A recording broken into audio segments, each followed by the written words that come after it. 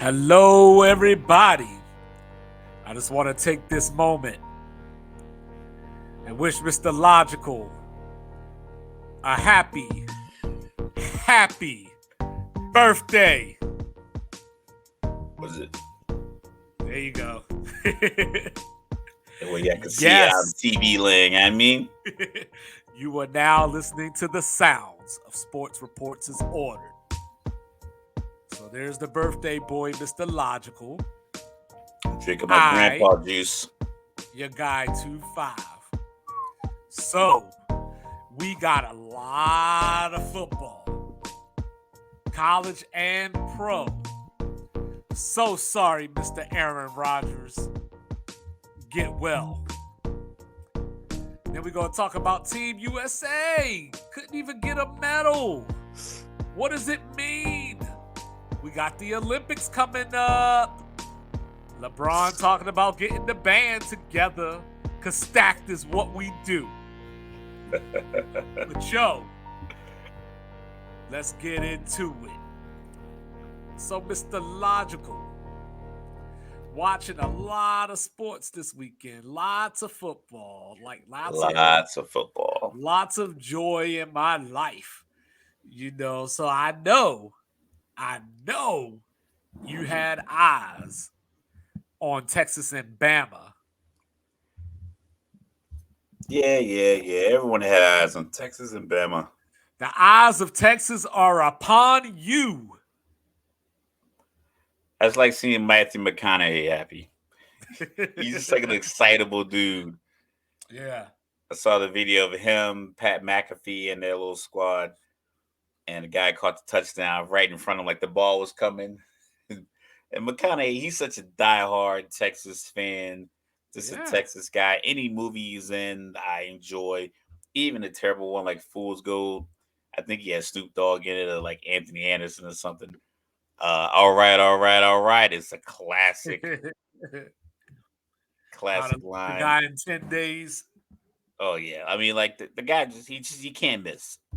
So like I said, I didn't think that Quinn was going to be able to hit those deep throws because he just went hit him against Rice. Maybe just with the sun.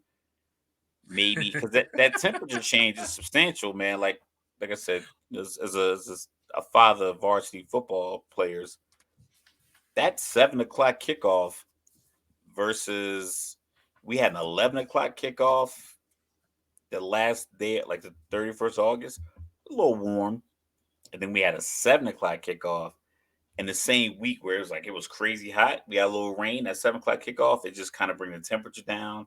It brings you down mentally. You can kind of calm down. And I think maybe that's what it was. Or he just kind of knew, or I think Texas knew that even though it's Bama, even though they're in Bryant Denny, even though they're in Tuscaloosa, it's crimson everywhere. There's like, yo, these dudes aren't executing their game plan and impacting ours. Sometimes teams are going to score. Houston scored a couple. We'll talk about NFL, but Houston scored a couple times on Baltimore, and it was like a scramble. They were down a couple possessions late, and it was like, oh, if you get a touchdown, 2-point conversion.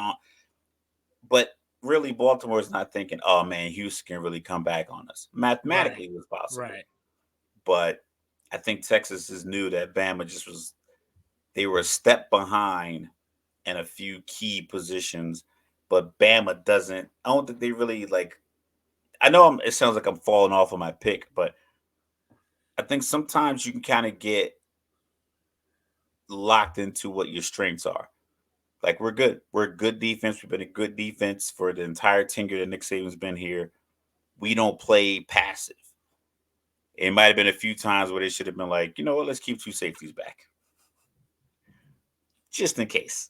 Just in case this transfer from Georgia, this 6'4", 220-pound wide receiver, who's built like a Mack truck, maybe he'll get over the top.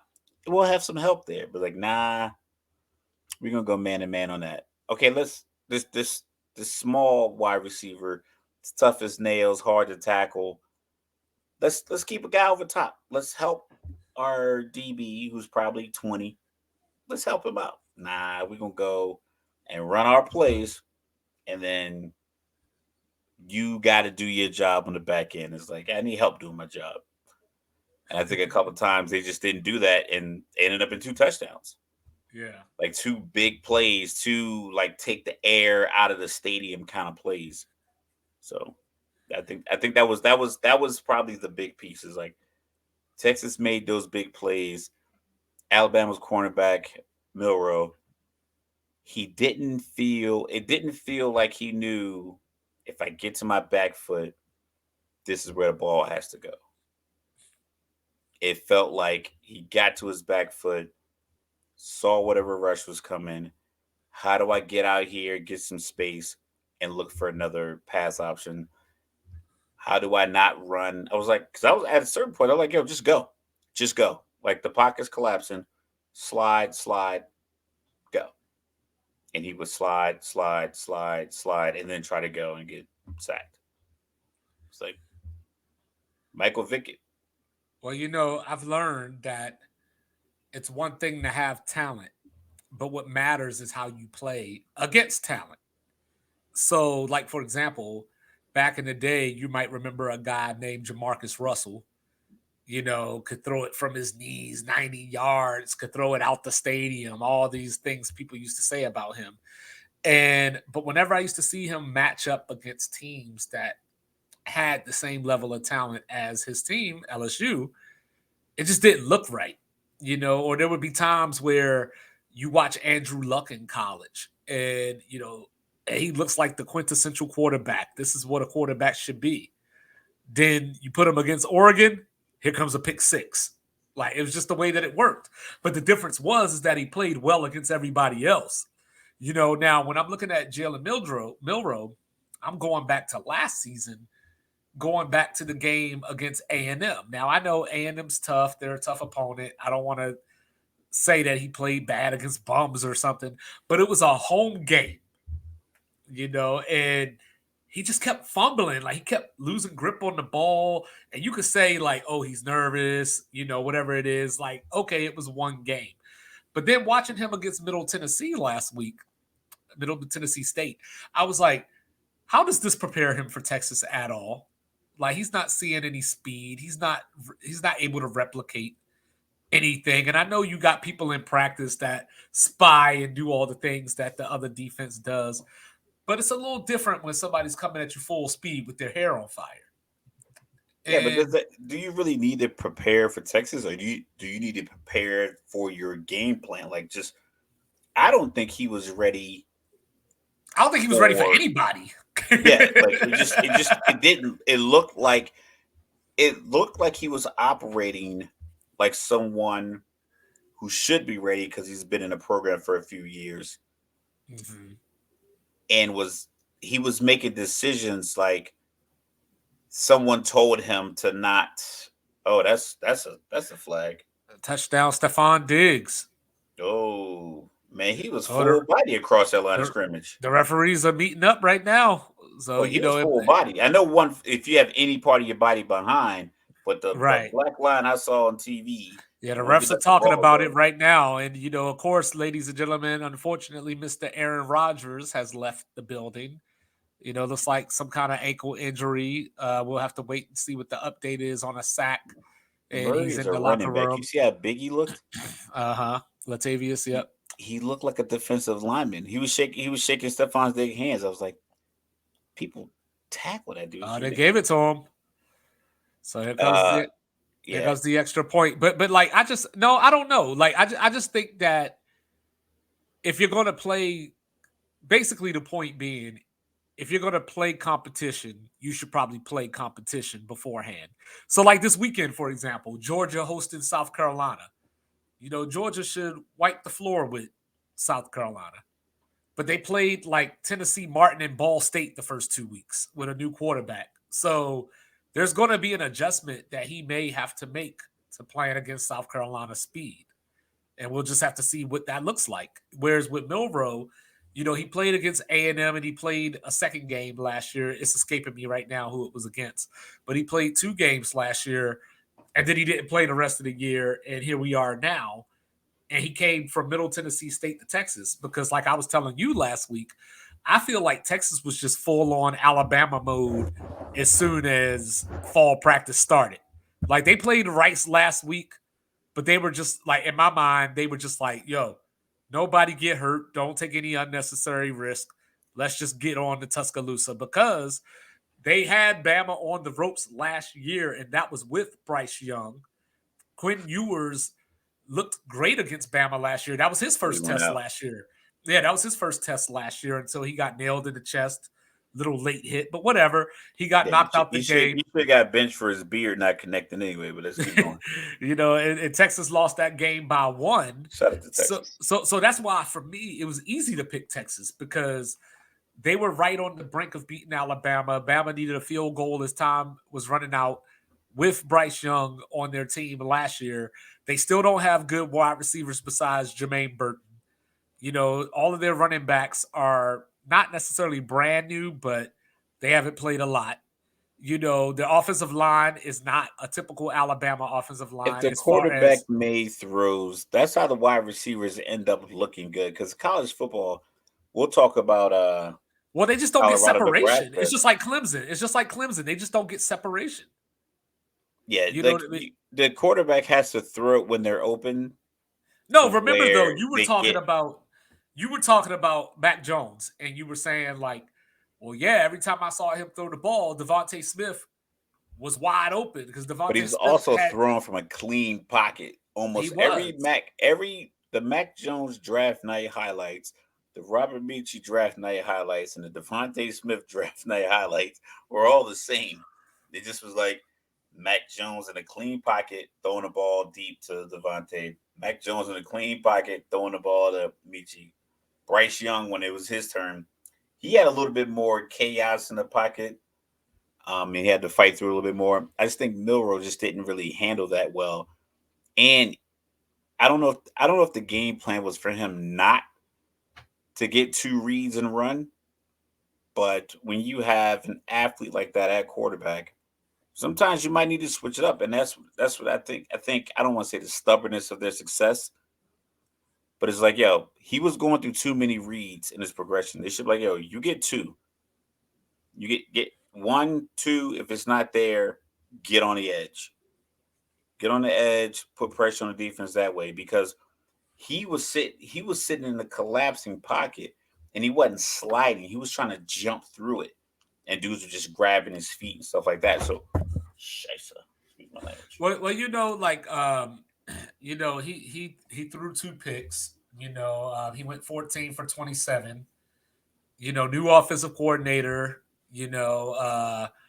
And people were out there saying, why didn't Nick Saban pull him?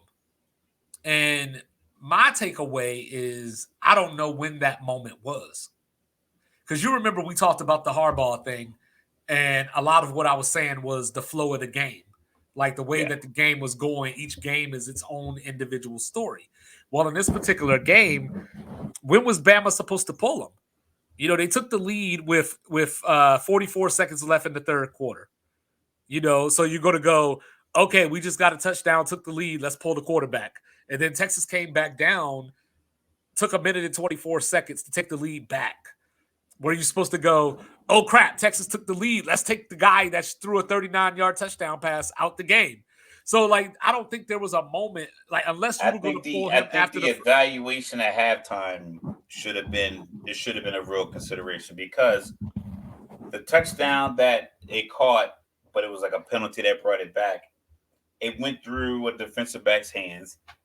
Another play that he had was nearly a pick and then caught, and then it was a penalty. He never looked sure of himself. So I think at halftime they should have really considered like. Or maybe the other quarterbacks just aren't that good, because I mean, Joe let's. Burrow sat behind a couple of guys. I think I'm sometimes looking at. it could be just like I said, it just could be like a staleness with your Well, philosophy. Simpson is young. Ty Simpson is young. He's probably going to be the future. Buckner came from Notre Dame, which is where Tommy Rees, the offensive coordinator, came from. So The talk is that he understands the system. He knows what Tommy Rees wants to do. Problem is, Goddamn Zachary. the problem is he got hurt last year and missed the season. So he may know the playbook, but we don't have any proof that he can actually execute the playbook. So Some certain quarterbacks are just better at. Oh, look at this, flicking the camera off. He probably hit the checkdowns because sometimes it's just a matter. Okay, for instance, I just watched Zach Wilson throw an interception trying to force the ball into a tight spot. Get the ball to your athletes. You have athletes everywhere. Get them on the edge. Get them in the flats. Hit the check down. You don't have to force the ball to, into these tight spots. Or you don't have to look into these tight spots and not have the confidence to throw it. And you got to take off and take an unnecessary hit. I guess he had too much fun with the MILFs last night. Yo, and that throw was just ridiculous. It wasn't going to get through either way. Man. Well, do I personally know a Jets fan? Because where I live in Jersey, it's a lot of Giants and Eagles fans. Not that many. The Jets don't really matriculate this far south from Floral Park. I don't think I know any. I don't know. I just know a bunch of Giants fans that just were like, it happens. But That's what I heard that a lot today. There's something about Texas that brings out the worst in Bama. Because every time I watch college football, especially when Bama was going on their national title runs and everything, I used to always, as we were watching games, I used to always say, why don't they ever call holding against Alabama? I would feel like I went whole seasons without seeing a hold called against Alabama. You've probably seen this stat. He's played 1,400 snaps, 0 holding calls. Yeah. Ain't no way in the world. I mean, he'll go in the first round draft pick as a guard or a tackle. Yeah. Mark said it best. He was like, listen, I held every play. Yeah. So last year in this matchup, Alabama had 15 penalties for 100 yards. In this matchup, 10 penalties for 90 yards. It's just something about Texas. Like maybe it can't be speed because Alabama plays against LSU. They play against Georgia. 1, 2, and 3. Florida, Texas, California. Those are your top high school prospects producing the college football. So even if the program is down and you don't have the quarterback and you lose games, like we talked about, Texas was rotating 22, 23 guys in on defense, 12 defensive linemen. So if you have the wherewithal and the foresight to bring in that many guys, that means 1 through 12, if you graded them 1 through 5, like, all right, my starters are all 5s. This guy here is a 4, and these additional 4 or 5 guys are 3.5 4s, and I can rotate them in. If you're a defensive coordinator, you're like, I got 12 defensive linemen, and I got my 4 starters, and these other 8 guys could start on any other school on our schedule. Then I think you just know, oh, I got the upper hand. So when a guy needs a breather, you get it early. When your defensive tackle needs that breather, you get it to him. Boom, on second down, you bring a fresh guy in. James Cook looking like his brother, but they got the penalty though. But yeah, I get it, but it's just weird. It's just odd, But Bama, there's no reason to panic. You go to South Florida this weekend down in Raymond James. It is a reason to panic. You got them losing 2 games. This season's done. It ain't over yet. They ain't lost the second game yet. They ain't lost the second game yet. It's not over. It's not over. It's not Just over. Call it over. It's not over. Come it's on. Not over. We need you to call it over. That way, when we do the short for YouTube, we can say on September 11th, 2-5 said Alabama was done. Well, I got them losing to Georgia. I got them losing to Georgia in the SEC title game anyway. So Bama's done. Somebody else at home. So Bama's done. I thought you had them losing another home game. No, I did originally. I had them losing to LSU, and then you saw LSU. I punked out. No. I did it before the game. I just punked out because I let you get into my head because you were like, you got Bama losing at home twice. And I was just like, yeah, that is Okay. wild. All right. You know what I mean? The blame is mine. You know what I'm saying? Yeah, I was like, that is Mine. I'll take wild. blame for that. But I got them losing. But I got them losing to Georgia in the SEC title game. So for all intents and purposes, Bama's done. I got Bama practicing one of these other quarterbacks. Well, that's what I'm saying. Yeah, they got throwing South it to Florida. the net a little bit more. Like, listen, man, let me get 75 throws into this net. What would you do on this? Like, hey, they're playing cover 3. We got flat route, post route, drag route. Yeah, I'm trying to look at the line right now. Where are you throwing it? Why are you throwing it? Yeah. Because sometimes you have the player on your staff that can change. I'm not advocating Bama, for this guy so just in Milroe. case you were wondering, just in case y'all are wondering out there, according to my score app, Alabama is a 32-point favorite over South Florida down in Raymond James. So I'm betting that. Hold on, I'm betting that right now. So this is a chance to get. This is a chance to get Simpson and Buckner in there and get some reps if you want to check them out. Because Bama still has to go to A&M. They still have Ole Miss, who plays them pretty tough. They still have the Iron Bowl at the end of the year. They still have LSU coming in. They still got Tennessee coming in. So, you know what I mean? Like, they got to figure it out real quick. So let's look this up. We're not advocating for gambling. We're just two people who are talking about what the gamblers have, presented for us. So we got NCAA football. And I just want to throw out there since we're talking about college football, Team USA need to go and holler at Travis Hunter because he was out there taking ankles the other day. So number 3, Florida State, real quick, is a 26.5 point favorite against Boston College. I don't like it. So if that interests you at all, I don't like it. We always go there when it's the bandana game, and that's like the hardest. Oh, that's post 9/11. You know what I'm saying? That's the hardest game every year. Like BC comes out like gangbusters for that red bandana. So I'm not touching that. I think Florida State can cover it, but I'm not touching it. But Notre Dame 34.5 over Central Michigan. I like Central Michigan to cover that.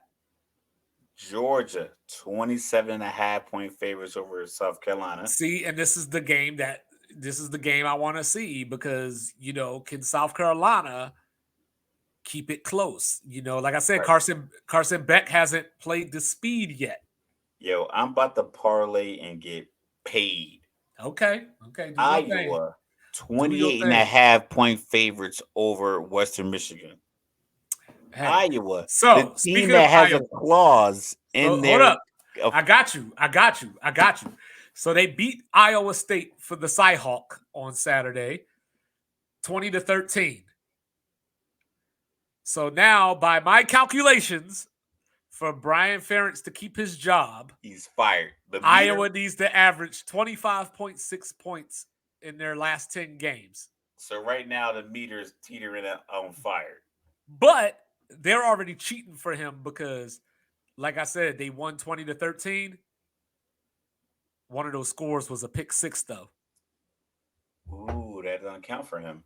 Hey, so far that doesn't count. They're counting it so far. You know what I mean? They're counting it so far. Not the people in the building. See. They're trying to get rid of Kurt Ferentz too. We'll see, but yeah. So Iowa got the Cyhawk. How about Miami? Tyler Van Dyke.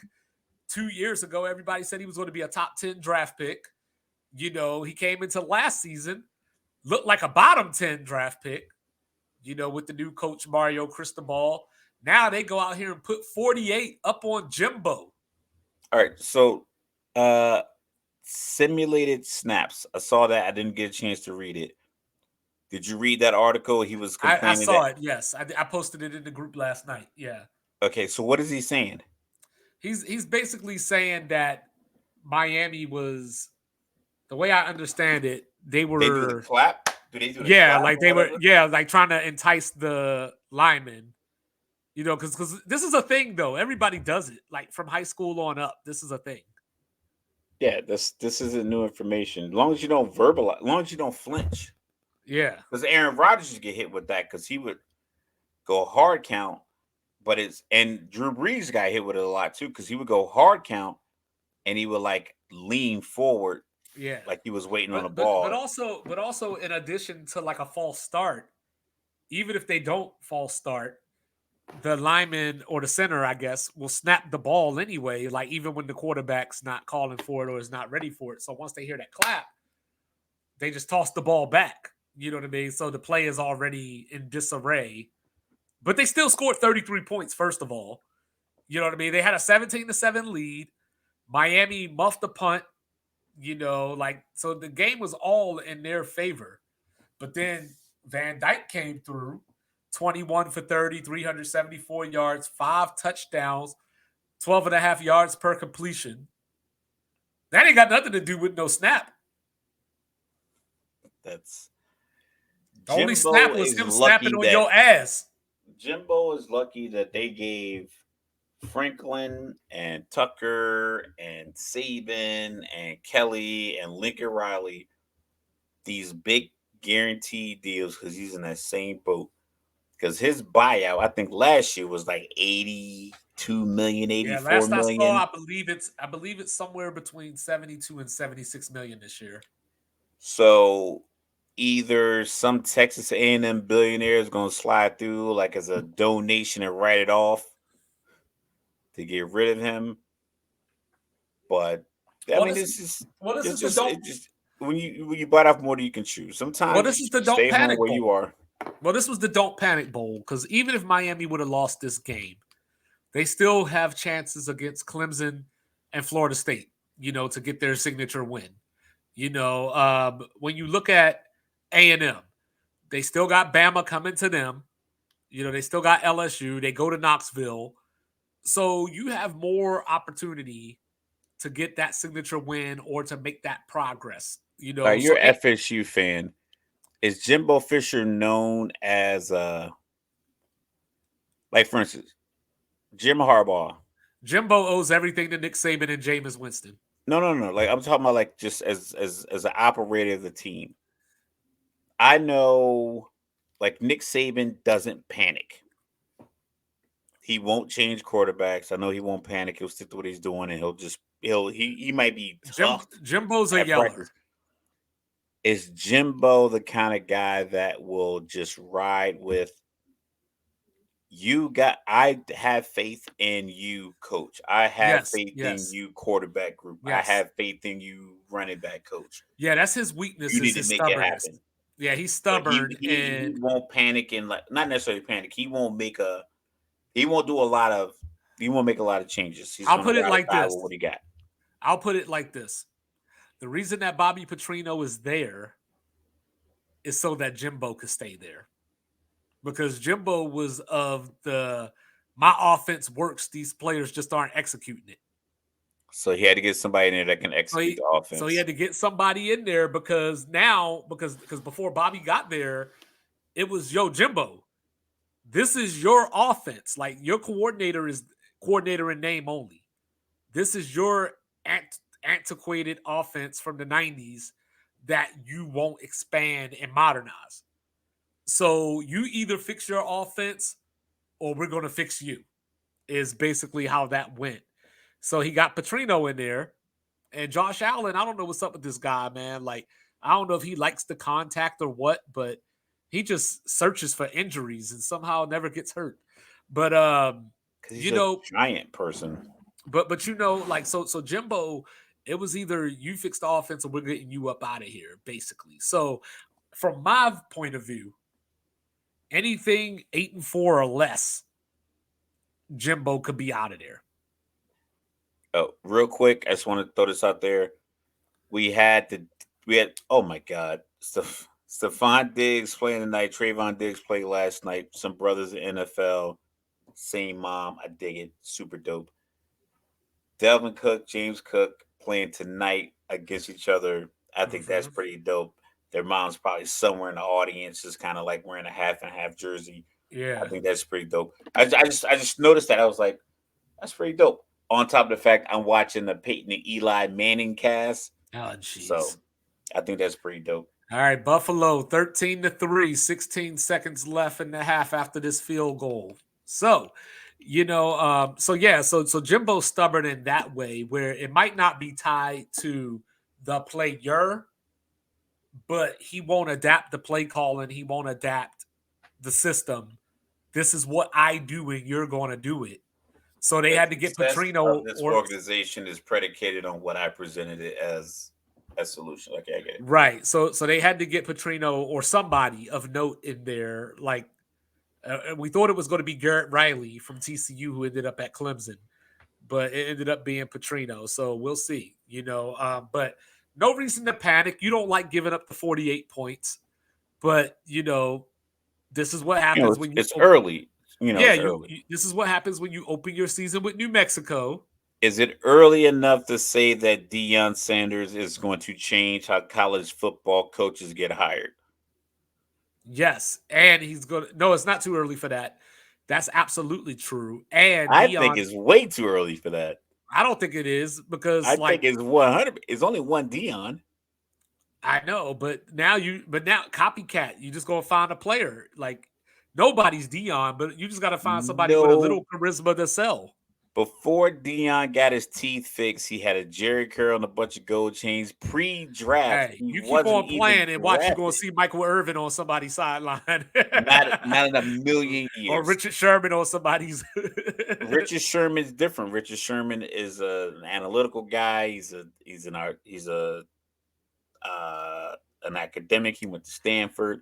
I Tennessee think State he went had and his hand. hired Eddie George, and then there were people out there last year when Jackson Texas State came A&M is open. not hiring When Jackson State came Lawrence open, Taylor to be their head coach. when Like Jack, let's well, think yeah, about definitely not Lawrence Taylor. quintessential players. Definitely not Lawrence Taylor. Let's think But about quintessential players. Like Florida's not going to go hire.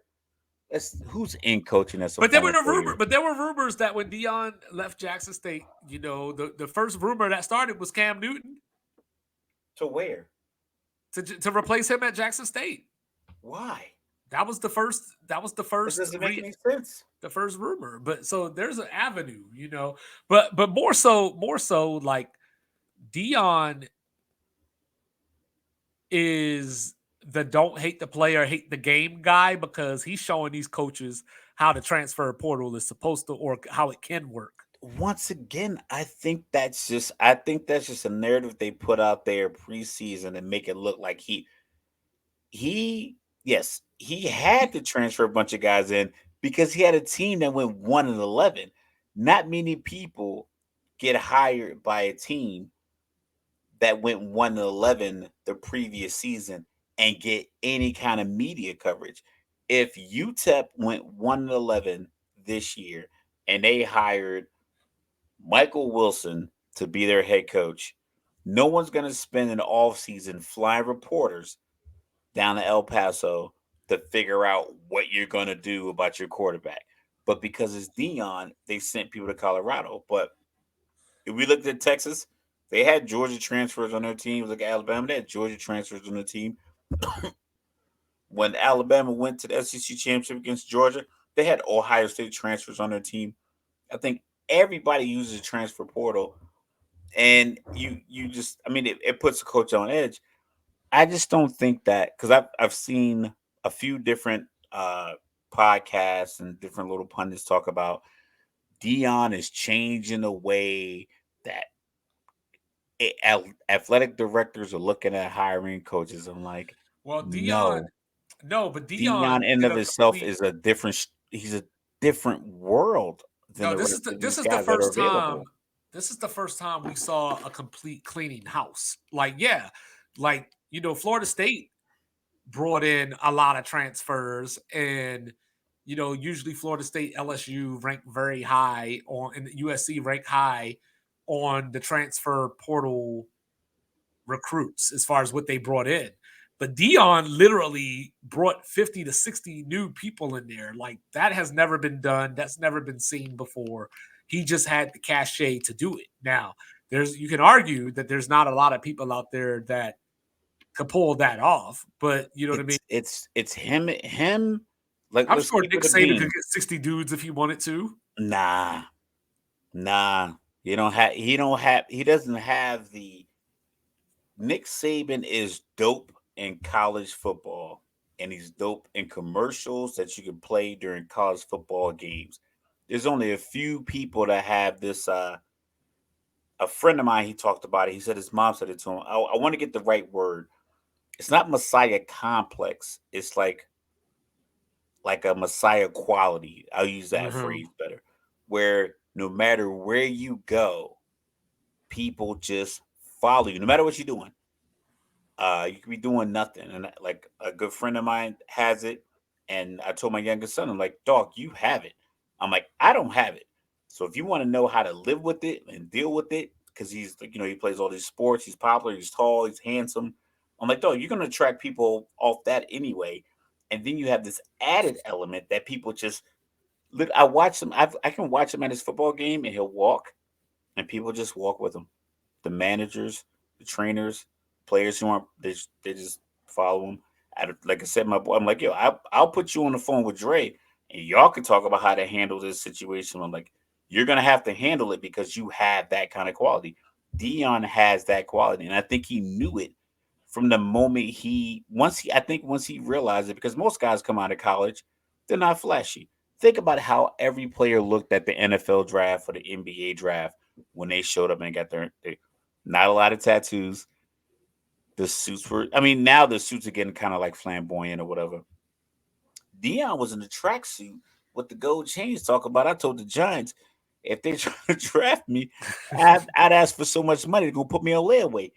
This was before the Falcons drafted him. It wasn't like he had a team that was Right. going to pay him. This was Right. the pre-draft interview the day of the draft.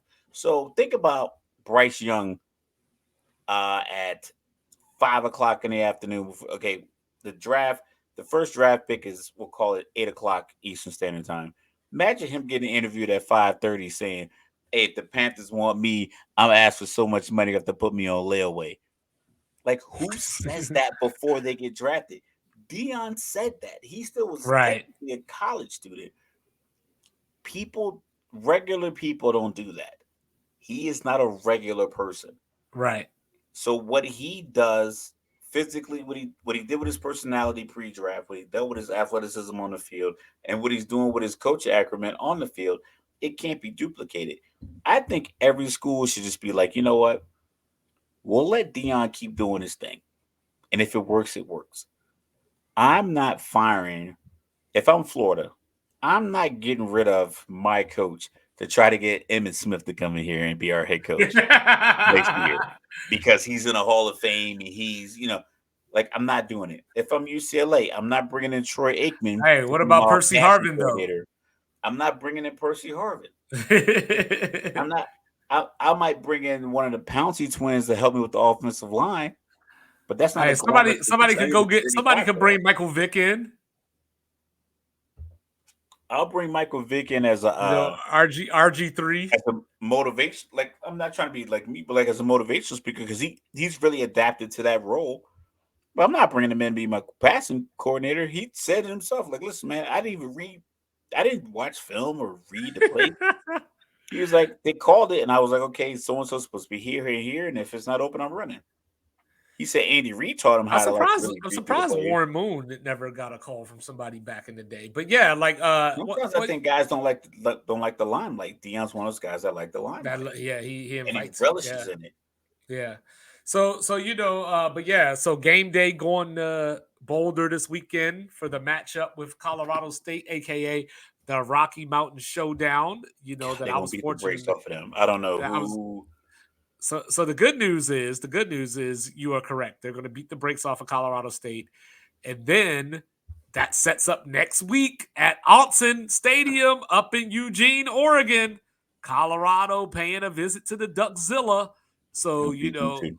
so I'm here for that. And then after Oregon, they got USC. Shador versus Caleb. I don't like the way Caleb plays sometimes. I think Uh-oh. he can Hold slide. on. hold on before you Not in a say mean that. way. All right. Just to get you back to your gambling roots. According to my app here, Colorado is favored by 23 over the Rams in the Rocky And Mountain Showdown. they just won 36-14 against Yeah, Nebraska, right? they used to play in Mile High, but it's back on campus now. It used to be like a legit rivalry game. I had a Yeah. friend of mine lived in New York. That's probably one of the most drunk nights I've ever had in New York City. We met up because it was a guy who went to Colorado State who owned a bar in Manhattan, and somehow, my friend, he discovered this bar, and we went there, and that's why it's like in New York City, the brighter the lights of the bar, the cheaper the drinks. So you can get a Jack and ginger ale at a bar that's very bright, like as bright as this room. Yeah. Call it $10. You turn one of these lights out, $12. If it's dark and there's neon lights on the wall, $18. Like that's the night I discovered like the price, and like I'm getting the same drink. We went from this bar to the next bar to like some bar in like Hell's Kitchen or something like that. But I remember that. So 20.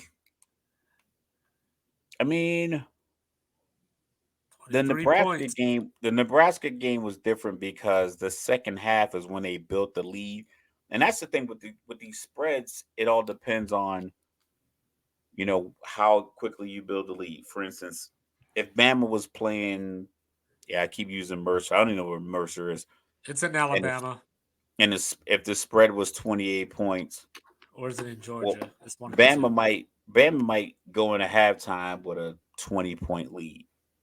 They'll come out, they'll give the starters one or two series, and maybe if they get a couple points, now you're up 34 points. And they'll take the Make it starters out of the Georgia. fourth quarter. Make it So Georgia. with the Colorado State or Colorado Nebraska game, after the touchdown by Sims was 13-7. So then Colorado just had to keep playing, keep playing, keep playing. And then when they're saying is when they went for two, when they were up 29-7, they went for two to be up 24 points because that put them up three touchdowns with three 2-point conversions. So granted, it's a substantial point number, and it covers, if the spread was that high. But the way they orchestrated it wasn't the same. Sometimes you get up to this lead, you're up 28-3 or 27-3 or something like that. You know what I'm saying? So you might be able to rest guys, and then the team gets they get a BS touchdown. You back up running back fumbles, they get a scoop and score. But your offense still kind of efficient. You end up winning the game 41-17. But that's why it's tough because some of those teams, like I watched the Northwestern Rucker game. Northwestern was down 24-0 with like 12 seconds left. They were just inside the 5, and they just went for a touchdown just to get something good on film, which is the most asinine thing coaches do. Dog, you got beat all game long. No one's gonna forget that. You Hey, played you trying to 59 build minutes of morale. mediocre football. You We don't want to get look, shut out. we scored 7 points against the backups. It's not like we put out like they put their backups in, we put our backups in, and we got 7. It's It's, like they put their backups in, and we had our senior starting offensive line out there, speaking of and which, they scored. Rutgers held Temple to 7 this past weekend. 2-0 Rutgers, the Scarlet Knights. I'm telling you, man, watch With out for the your red. Hokies coming in this weekend. Yeah, they're gonna beat them. You know what I'm saying? I don't know, man. I think you should take that trip. I mean, it's honestly it's not far. Let me see if I can It's find weird that though, because like you spread. can't really like you gotta like park and take the bus to the stadium sometimes. So it's kind of Look at like that. you gotta wait for the bus when you leave. Look at that. Rutgers favored by a whole 6.5. Ooh, man, I'm telling you, I, I'm gonna put a I, parlay in by yeah, Friday I night. don't know. I might pick the Hokies to cover that. But but yeah. So If we end up in college. a new studio next week, y'all know why? Because I'm gonna hit that parlay because there's way too many 20+ point spreads, Yeah. 30-point spreads. Before we move on, we gotta I gotta go there real quick. Mel Tucker Head coach at Michigan State is under fire. He allegedly had a conversation with, sorry, I forgot her name just that quick, Brenda Tracy, who is a rape survivor, got gang raped back in college. And now she has a group called Set the Expectation that goes around So she's and a talks. sexual assault advocate. Yes. And she goes around to universities, primarily talking to young men, to get the message out there and train and talk and all that good stuff. So she came to Michigan State twice that we know of and spoke with the players. Um, so allegedly, according to Mel Tucker, they formed an intimate relationship that it sounds like she's denying. And then allegedly he masturbated on the phone with her, and made her uncomfortable and all this kind of stuff like that. So now he's been suspended without pay. There's some Title IX hearings on October 5th and 6th to look at his situation to see what they're going to do. Of course, this story dropped. I saw it at about 1 in the morning when I was playing NCAA 14. I saw it at 1 in the morning. USA Today dropped the atom bomb and put the story out there. He has since come out today and said that they had a consensual relationship. What he did was consensual, so he did admit to the phone sex. You don't even admit to nothing. And Stop trying to listen. As a criminal justice degree recipient, my undergrad, do not try to defend yourself in a court of public opinion. It's irrelevant. It is completely irrelevant. Half of the country thinks OJ did it, and the other half believes that he did it. But he didn't go on there and make a press conference to try to defend himself in a court of public opinion. Do not try to defend yourself in a court of public opinion because it's irrelevant. If you didn't do it, say nothing. And if you did do it, say nothing. Like, there's no point of you coming out with this statement, offering details about the consensuality of the relationship, whatever it was, whatever it is. Do not come out here. Keep your mouth closed and let people who operate under the realms of the law handle your case. Secondly, if you are owed $80 million from a school and you know that you are a mediocre coach, you should not be doing anything outside the realm of any kind of good conduct. I don't want you speeding. Don't run a red light. Don't run a stop sign. Pay your tolls. Do whatever you got to do because they're going to try to forfeit your $80 million that you're owed, which is coaches get the best contracts available. Yes, can we say maybe that Michigan State is motivated to save $80 million, and you can come out and definitely, say no, you're not going to ruin my reputation. When it comes down to it, today is Monday. By Thursday, something else will happen, and by next Friday, another scandal will pop up. It is a sad 24-hour news cycle that we exist in. I get that your personal pride is on the line, and whatever the extenuating circumstance for you and this woman are, if you cross the line with her, you are an idiot because she literally is your sexual assault advocate. Why would you sexually harass the person whose personal life plan, life goal, life ambition is to teach people how not to behave this way? and the So, statement put my out by bad. his I lawyers. went off on a little rant there. I do that from time to and, time. and the statement from his lawyers also let us know that allegedly after the incident, 2 months after the incident, she sent him a text message to wish him a happy Father's Day. So he, I guess, was totally blindsided and caught off guard that she felt this way or that she would accuse him of this, But like I said, it was originally reported in December, it sounds like, and here we are, September 11th, and we're going to see what happens if he keeps his job or not. If not, Nah, I'm not if going not, to. if not, I got two candidates that I can see Michigan State looking at. Jimbo Saying Fisher. no. Sean Lewis, who you'll know as the Colorado offensive coordinator, The one I left. just said Kent State as the head coach. Yeah. So You're not so leaving so Dion. so I like him as a candidate. I've heard Mark Stoops' name thrown out there, by a couple of people from Kentucky. Is it one of those things where he's gotten Kentucky as far as they're going to go? And if they don't go any further, the fans are going to turn on him at some point. So, those are the two candidates that stand out to me. So we'll see what happens with Sparty. We'll see if he even loses. I mean, I imagine he's not going to be the head coach there. Even if they don't fire him, there's going to be some kind of agreement, for him to walk away. So we'll see what happens with that. But the show must go on. Week 1 of the NFL concluded yesterday. Lots of action. Hold up. What's that? Oh, Tua with another 50-yard pass. That's what that was. Tua got a water pistol arm, and he was slicing the Chargers defense with it. So I was watching all the games. I was watching a bunch of games. I had 3 on mute, 1 on my TV. So I had Atlanta, Carolina on TV. I like Bryce Young. I think if he was 6'2.5", I'd be worried. Like I'm not trying to be like just mean about it. I just think if he had more size on him, I would be concerned right about him going forward. I just don't think that the playing the undersized quarterback is going to pan out.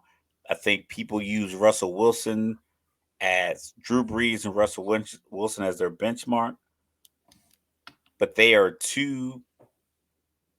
You got 3 Super Bowl appearances. Granted, I'm not counting Super Bowls, but your quintessential 6'2.5" plus quarterback is it just for whatever reason she just seems to be the guy that can get you over the hump. Bryce Young being 5'10.5", 5'11", or 6'1". I just don't have a lot of faith in that. Carolina, I'm not. Their owner is a big money guy. Made a lot of money, and he made billions rather quickly. That is not really synonymous with patience.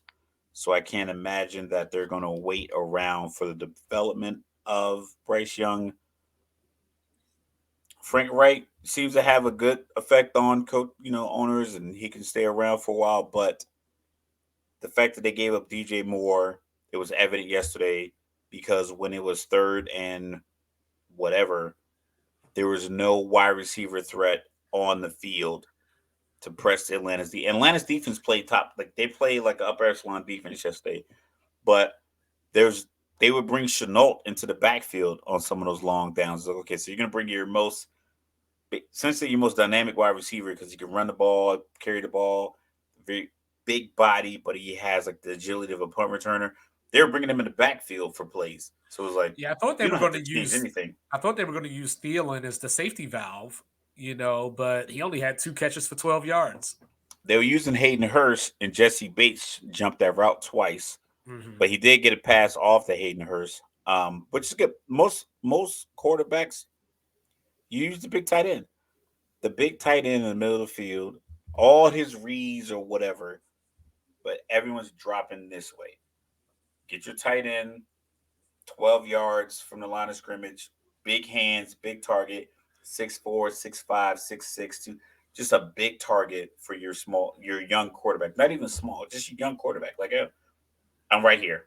Just hit these big hands. They're normally the same size offensive linemen for the most part that could just run routes. And a couple of times he tried to get those passes off, and Bates just jumped it because there's no vertical threat. Mm-hmm. You can just drop one safety in the middle of the field, and Bates was just kind of like that's why he got the strip on Miles Sanders or the punch out on Miles Sanders, and 2 interceptions on Bryce Young. So how about that great combination of Pitts and London? Uh, yo, Arthur Smith, like I text you, Mm-hmm. they got the turnover at the 35-yard line, and I'm sitting on my couch. I'm like, just create a Yeah, you one-on-one texted me. You matchup. said you're the offensive coordinator. What do you do?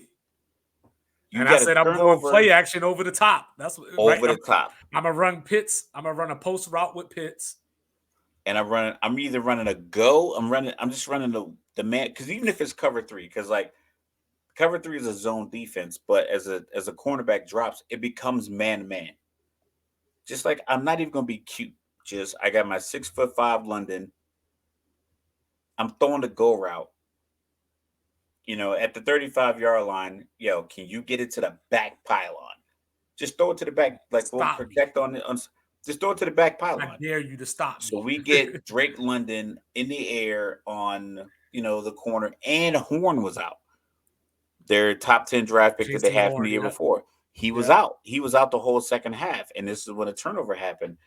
So that same drive, they go first and 10, run to the right, second and 7, run to the left, third and 6, run to the left.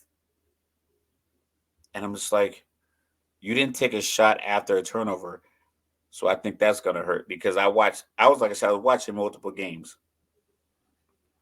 Anthony Oh, Richardson was slinging that thing. I get it, his percentage wasn't great, 23 for 37.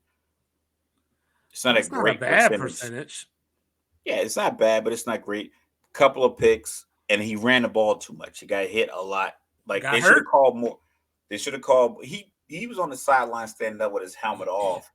Yeah, I know But they got by him. then, They already listed him as questionable for week 2. Where you going, Zach Wilson? He just ran like 20 yards backwards, but he threw it away. Yeah, like I was impressed by Anthony Richardson. He looked a lot better than I expected him to. I was really impressed with. I was not impressed with the play call in the end of the game. Though, did you see that? Yes. Remember how we talked about? Like I've said this multiple times before. Just because these guys are hired into these organizations doesn't mean they know more than what the average person knows. Hmm. You're down 31-21. Jesus.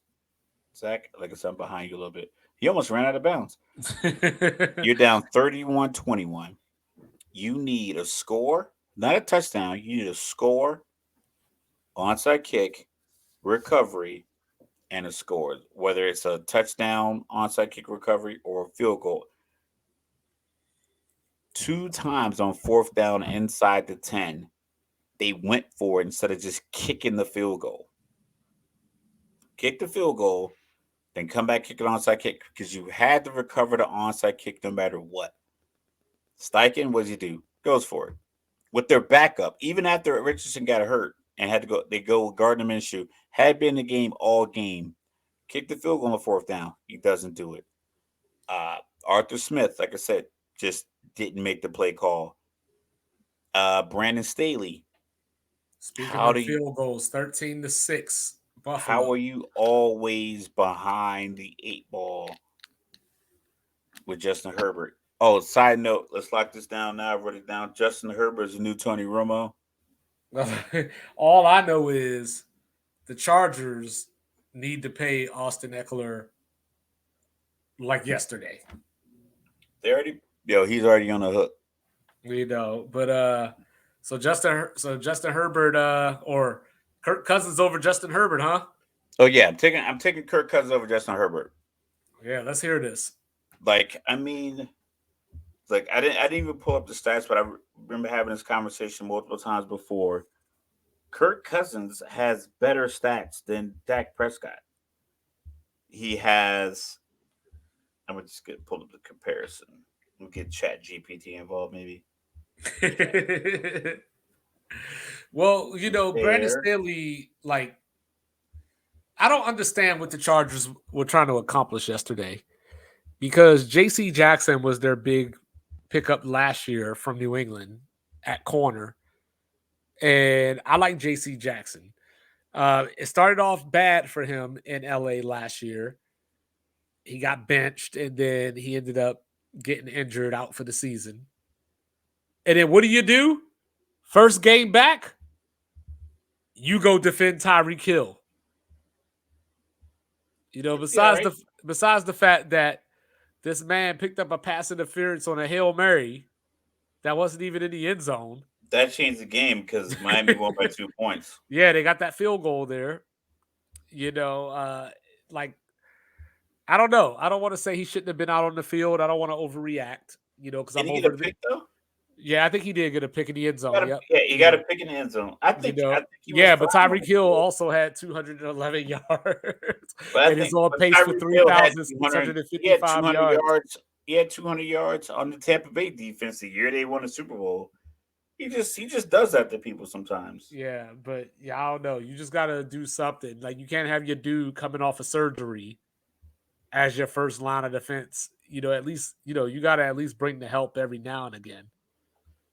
But Eckler saved their bacon yesterday and kept them in that game because Justin Herbert was very pedestrian. Now I don't know if that was Kellen Moore's design, or if that was just what It Miami felt was it felt giving it them. felt deliberate. It felt deliberate. Like they had something along the lines of like 35 to 40 rushes by the time Herbert was at like 25 passes or something like that. Like it felt deliberate.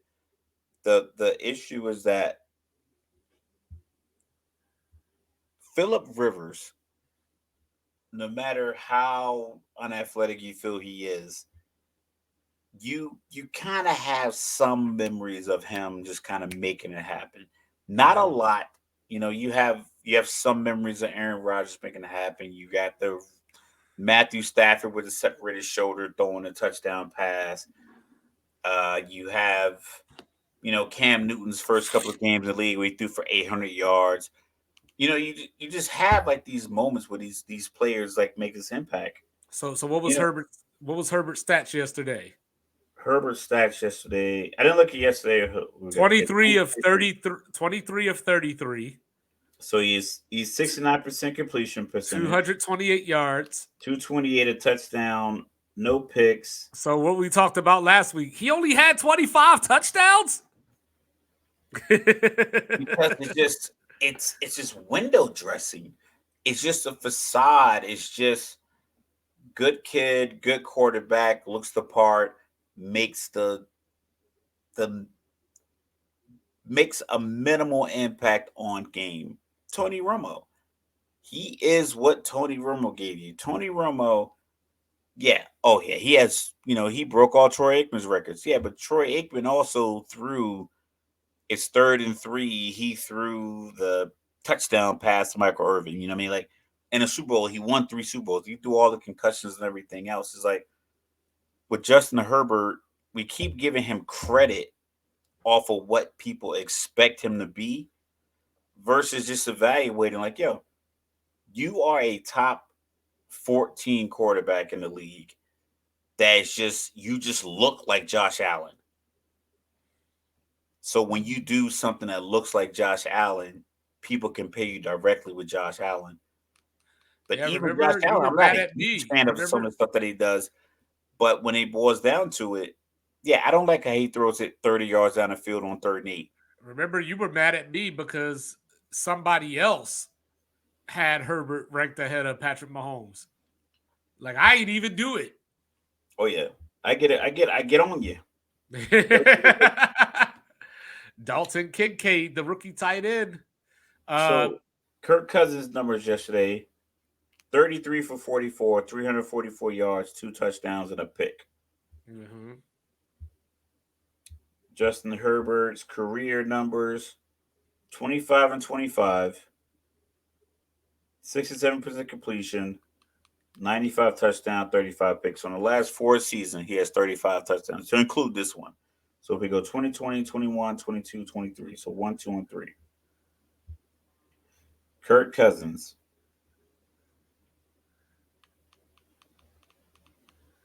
Kirk Cousins has Kirk Cousins. 35. That's 68. Kirk Cousins is Uh, the ultimate Matt Ryan quarterback that 97, never gets 99. enough. He never gets enough credit for what he brings to the table. But as soon as the team loses, y'all gonna point the finger at him. Like you point your finger and say, that's the bad guy. So would that make you good? So he has 35 touchdowns, 33 touchdowns, 29 touchdowns, and 2 this year. This is Kirk. This is Kirk. Uh-huh. So everyone's jumping all over Justin Herbert and like, oh, how great he is. And listen, I'm not saying that he's a bum by no means. These guys are like upper echelon athletes. I just want you to, if you're gonna give me a score, like if you're teaching a class and like we use NCOA for example, 16 of us in the class.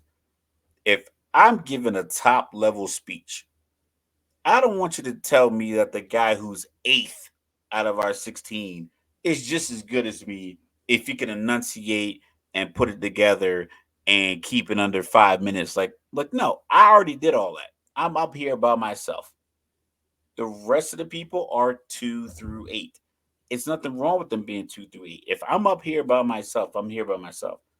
If this dude is at 8 and this guy's at 4, it's okay to say he's 8. Justin Herbert is 8 to 12, but people want him to be 5 to 8, and it just doesn't work. And they're gonna blame it on Staley. Like those last drives when he was getting blitz crazy. Yeah, they could like Kellen Moore could have called some plays, got him on the edge. But in the same sense, you get him like looking across, like, yeah, I think they're all gonna let me get this timeout. Like, listen, everyone's in these gaps. Like, I need something quick here. I need a screen. Give me Eckler. Give me two backs. Give me something else because this isn't gonna work because 2 plays in a row. Because he was looking at the referee like they hit him in the head, and Josh Allen just fell on the ground and got hit in the back. All right, so hold up real quick before you go on any further.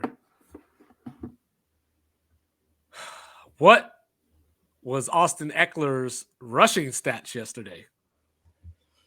If I had to guess, I heard the number. It was probably I'm gonna say like 16 carries, like 116, 118 Wow, look at yards. this. Look at this. 16 carries, 117 yards. You know what I'm saying? And then he added 4 catches. He got like 58 off of one of them though. Like, Then he added 4 catches for 47 yards. You know, yeah, so like and he sold out for $9 million. Yeah, and this is where the Second and Chargers. 12. And this is where the Second and Chargers. 12, he throws a pick into the end zone. See, there you Josh go. Allen. There you Like go. he's like I like sports. He threw it I to the like same dude too, DJ Reed. I like Oh sports. no, that's I like Whitehead. That's Whitehead. sports. I like and I like the argument be right. I think Whitehead caught the first one too. It might have been because I think Reed was a guy in the box. Yeah, we look but that up. Josh Allen's making me look right way too much.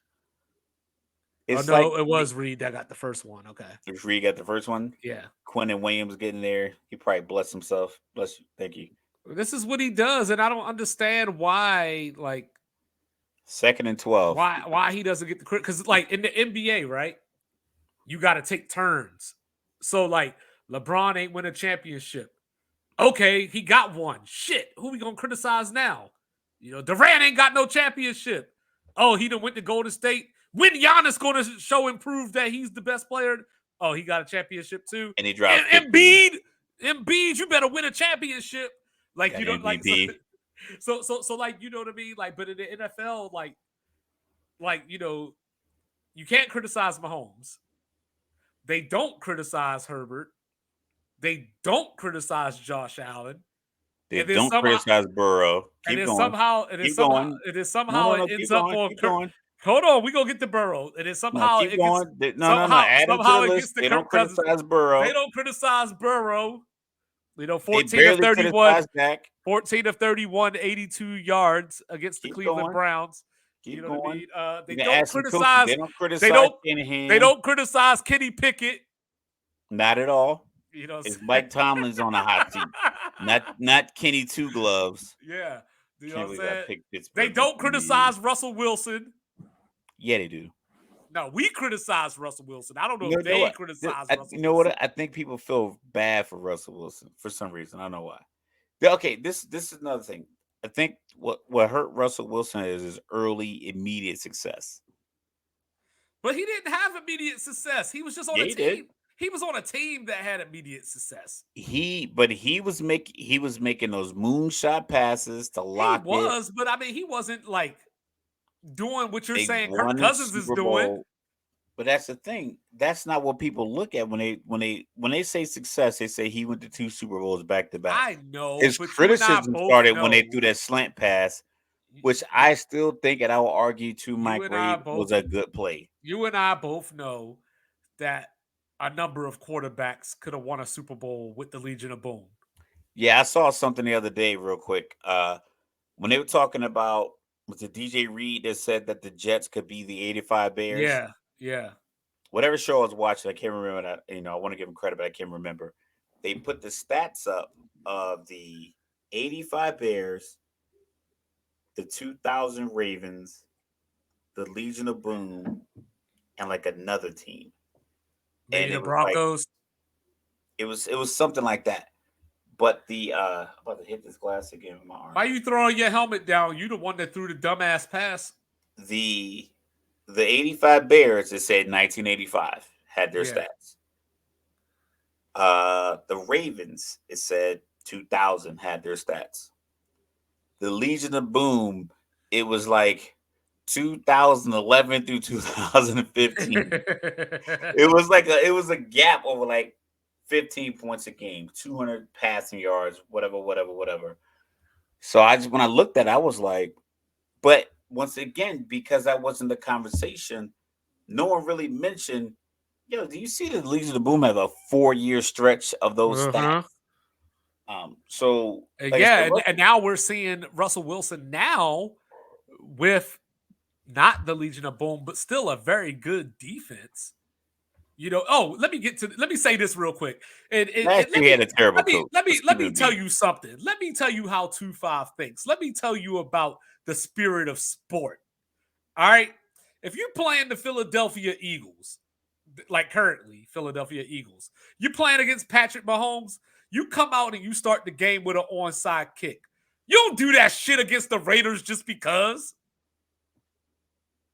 Yo, I'm telling you that it's too much money between the coach and quarterback, Uh-oh, Zach and about to get hit. Oh, he got it off. Oh, this yeah, is go the ahead. problem. This is a problem with that Denver's gonna face. They have a new ownership group. I think they are the major purchaser is someone who's affiliated with Walmart. Yeah. So they have like just crazy Dumb money, money. Yeah. dumb money, just like Scrooge McDuck swimming in a field with chips money. I don't know how much patience they're going to have, but they are going to be willing to buy out people. Right. So I think Denver's rebuild, what we sitting at 9/11/2023. I would not be surprised that opening weekend, September 2025, they have a new quarterback and a new coach. Well, like the thing is that Keep in right mind, like, now, think about the money. Sean Payton's gotten 20, he's getting 20, 25 million a year. Russell Wilson has 265, 255. but right now, looking at this though, you know what I mean? They're not in the worst position. They got Washington coming in this week.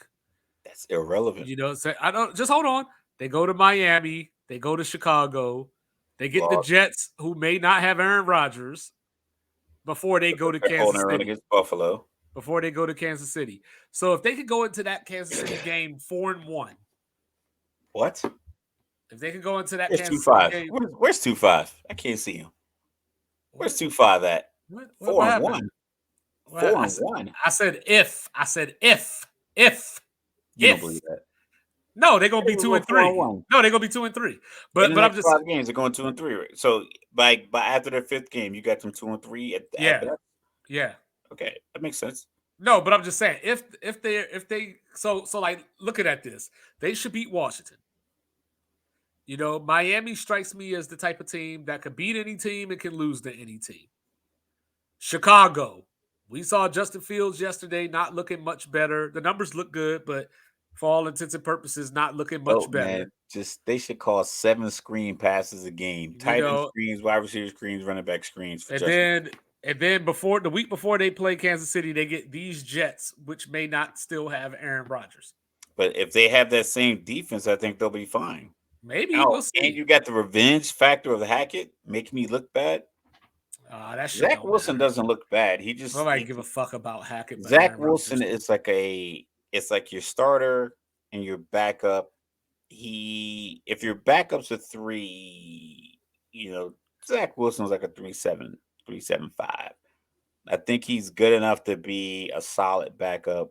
You need him to play 2 games, you need him to play 3 while your quarterback heals from whatever injury that has Aaron Rodgers in a boot. Because the last time I saw him on camera, he was wearing a boot on his left foot.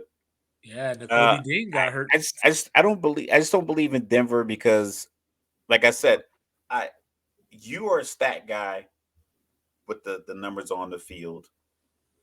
I'm a stat guy when I kind of break down like the dynamic of the group, basically comparing Kirk Cousins and why I would take him over Justin Herbert. Uh-huh. But I think in Denver, I think Sean Payton's ego with Russell Wilson's status or established status or his, Uh-huh. either what he feels about himself or what he knows to be true. I don't know if that's going to mesh well. So next week they have who? They got Washington at home. At home. So they got Washington coming to Denver. If they go 0-2, because maybe B&M figure out something like, hey, Sam Howell can't do X, Y, and Well, Z Sam Howell plays. just need to hold on to the damn ball. That's what he need to do. Do I need to go? Do I need to go with the 2 running backs and get them in the passing game? Because I think people kind of like devalue the running back, but it's like, listen, if I got 3 wide receivers and I got 2 running backs, like this shotgun pro formation, where I can get my running backs on the flat and you can make a lot of things happen with that. You just have to see what's on film that didn't work and make adjustments. I mean, I just maybe. don't know. I don't know if Sean Payton and Russell Wilson are going to have the kind of relationship to where the enemy could tell Sam Howell, you need to hold on to the damn ball. And Sam Howell's like, you know what, you're right, because he doesn't have cachet. Sean Payton can't go to Russell Wilson and just say, you need to fucking make better plays. Well, Russell Because Wilson. I don't know if that's going to resonate because I don't know if their personalities jive. I don't think Well, Russell Wilson's looking at Sean Payton like this is somebody I can learn from versus Sam Howell is like I can learn from BNME. He's been a 5 straight AFC championship game. He had Mahomes. Sean Payton had Drew Brees, who's already good. well, Russell Wilson didn't look bad yesterday. He's definitely, if he wasn't a game manager before, he's a game manager now. I'll put it like that. I think Maybe he that doesn't like it. Maybe he doesn't like what Sean wants to do. Maybe he wants to maybe, cook. Maybe maybe, he wants that. I want to take. I have a cannon. I'm but his 5'11". recipes expired. You know what I'm saying? Yo, He we ain't all Betty got our Crocker. shots. He ain't Betty Crocker. He's Biddy now. Listen, I opened some old sour cream a couple of weeks ago, but the it was still sealed. I peeled it off, put the cap back on, squeezed it But hold on. on my We gotta quesadilla. It was good to go. let's talk about this 14 for 31 for 82 yards. Let's talk about that. Joe Because Burrow? 2-5 said that Cleveland was going to win this game. Yeah, you bringing up old stuff. Because for one, obviously he had the calf issue in preseason. There's some rust there, I believe. The weather I knew would be a factor. Because It those. felt like it was raining everywhere. Yeah, it was misty. I don't even know if it was rain, but he got them Was it little raining in hands. Texas? He got them little. No, we don't get none of that. He had that little. He got those little hands like Kenny Pickett. Oh, he So got the Jared Goffs? yeah, so when the ball gets wet, you know what I mean. Sometimes it's a little hard to navigate that. You know what I mean. Kenny Pickett out here with the Michael Jackson gloves. Deshaun Watson didn't look good, but remember, this is what he does. You remember Week 1 last year for Joe Burrow? Burrow? Yeah, It was bad. he I had the mean, 5 picks against Pittsburgh. he was doing a post game interview. I think he's unflappable. I think he's a lot like Thomas Edward Patrick Brady Jr. in that Yeah, regard. he'll be back. They The got the problem Ravens is this week. he's just in a division to where you can't give away a game Yeah. in division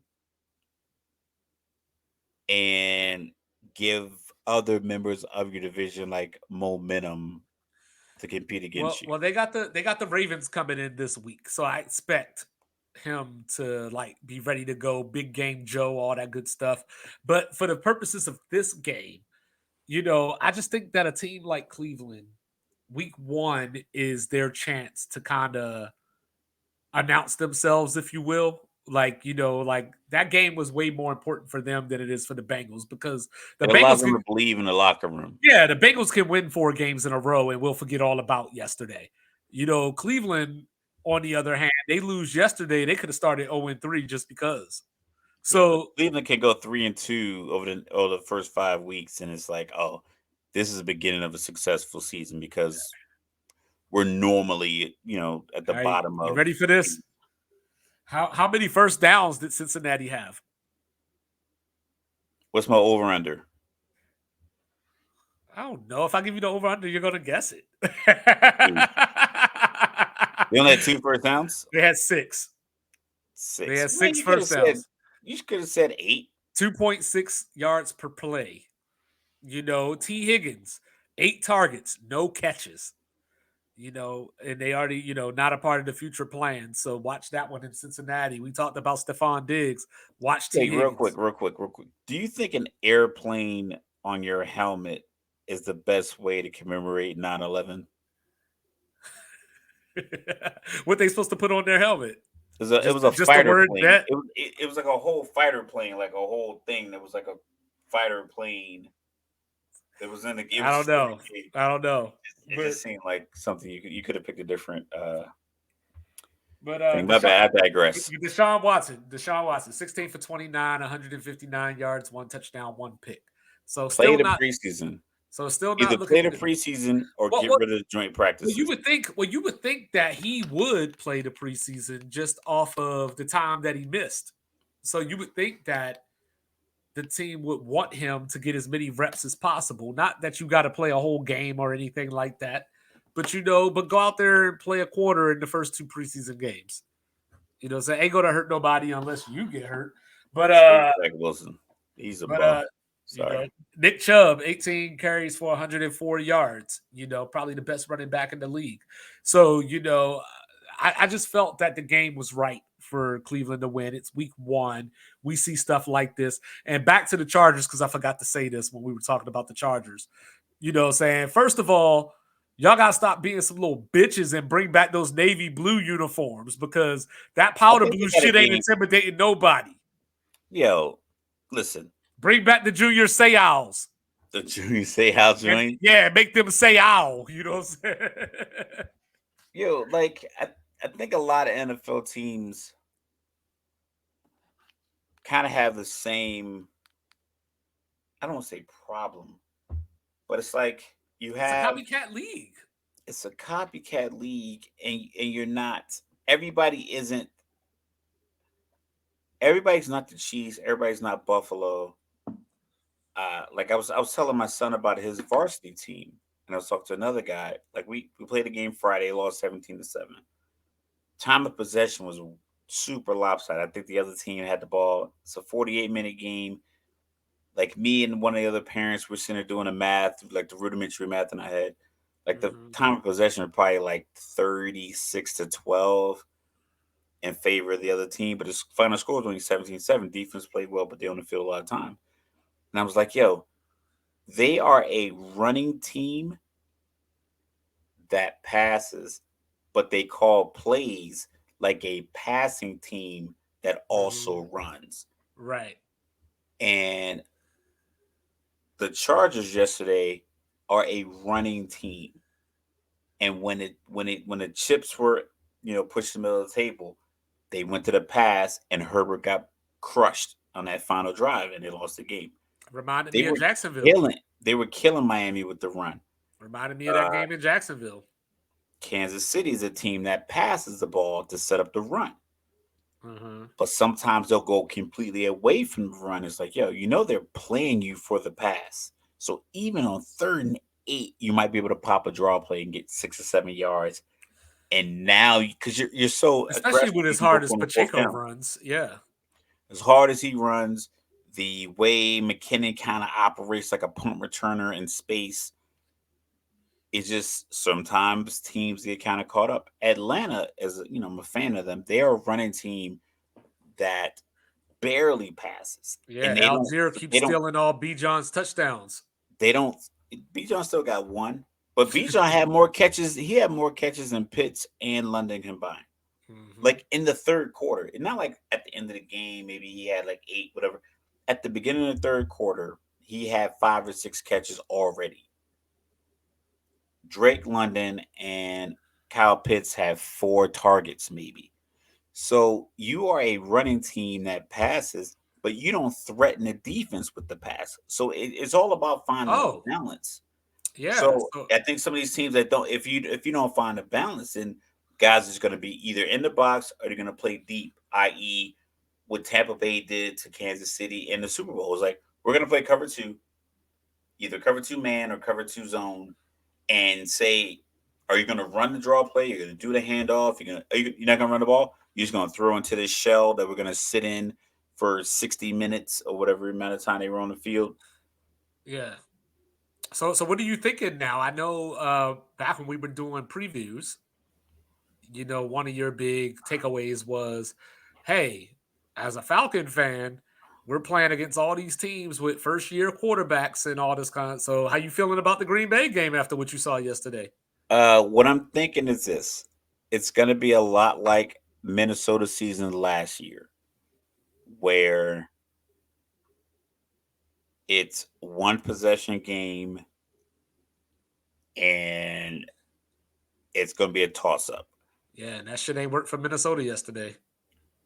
It didn't. I wish it did because I mean Atlanta's still number one in the NFC South because we have an opponent. We have a Division win. division victory. I Hmm. didn't even think about that. My son said it to me yesterday. I was like, man, it would have been dope if these other two teams would have lost. He was like, nah, we're still good because we beat a division opponent. I was like, you know what, son? You're right. You've been learning some stuff from me. So I like that part. The fact this is the first opener they won since 2017. Yes. I just don't think that it's sustainable. Like I said, that the when I called you, and it's the same thing with these other teams that threw the ball. Like New England throwing the ball 50 times, Yeah, we're not gonna get to throwing the ball. that. But hey, speaking of openers, here's one for you. Cleveland yesterday was Cleveland's first home opener win since 2004. Their At first home opener or home week one home opener. week one home opening win again. Okay, It was when Jeff Garcia was the quarterback last for them was the last time that they pulled this off. But yeah, yeah. So Atlanta, Green Bay this week. Aaron Jones looked good, but he pulled the hamstring. Jordan Love, 245 yards, 3 touchdowns, two of them to Romeo Dobbs. The Bears. I picked Green Bay to win that game, but I thought it would be a close down to the wire game. I didn't expect Green Bay to just do that because DJ Moore, which was shocking. It was shocking because I watched a lot of that game. And as I was sitting there, I was like, yo, I don't remember DJ Moore doing nothing. And then when I went back through my notes and looked at stuff, I was like, oh, he only got targeted twice the whole game. doesn't make any sense. Doesn't make any sense. I What if the I trade for what the you hell is a first, Eberflus? uh, in Is this that Buffalo Jets game, is that German for stupid? this Buffalo Jets game, first play slant, Stephon Diggs.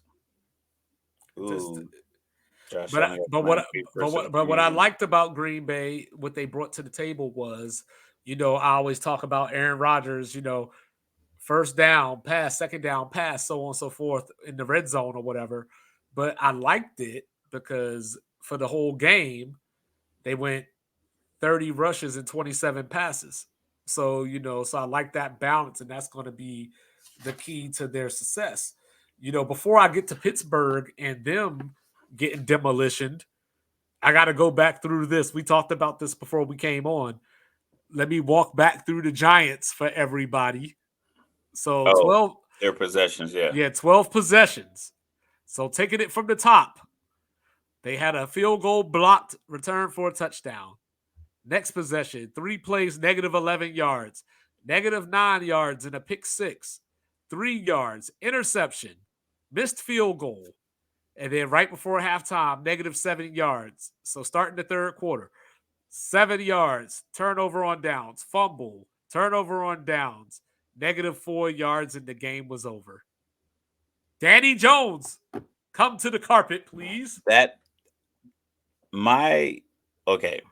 My argument last season that he played like a top 10 quarterback, it wasn't that I thought he was top 10 in the league. But he just had a good season. He had a good season. Them paying him $40 million was a mistake. And no matter how you slice it, it was a mistake.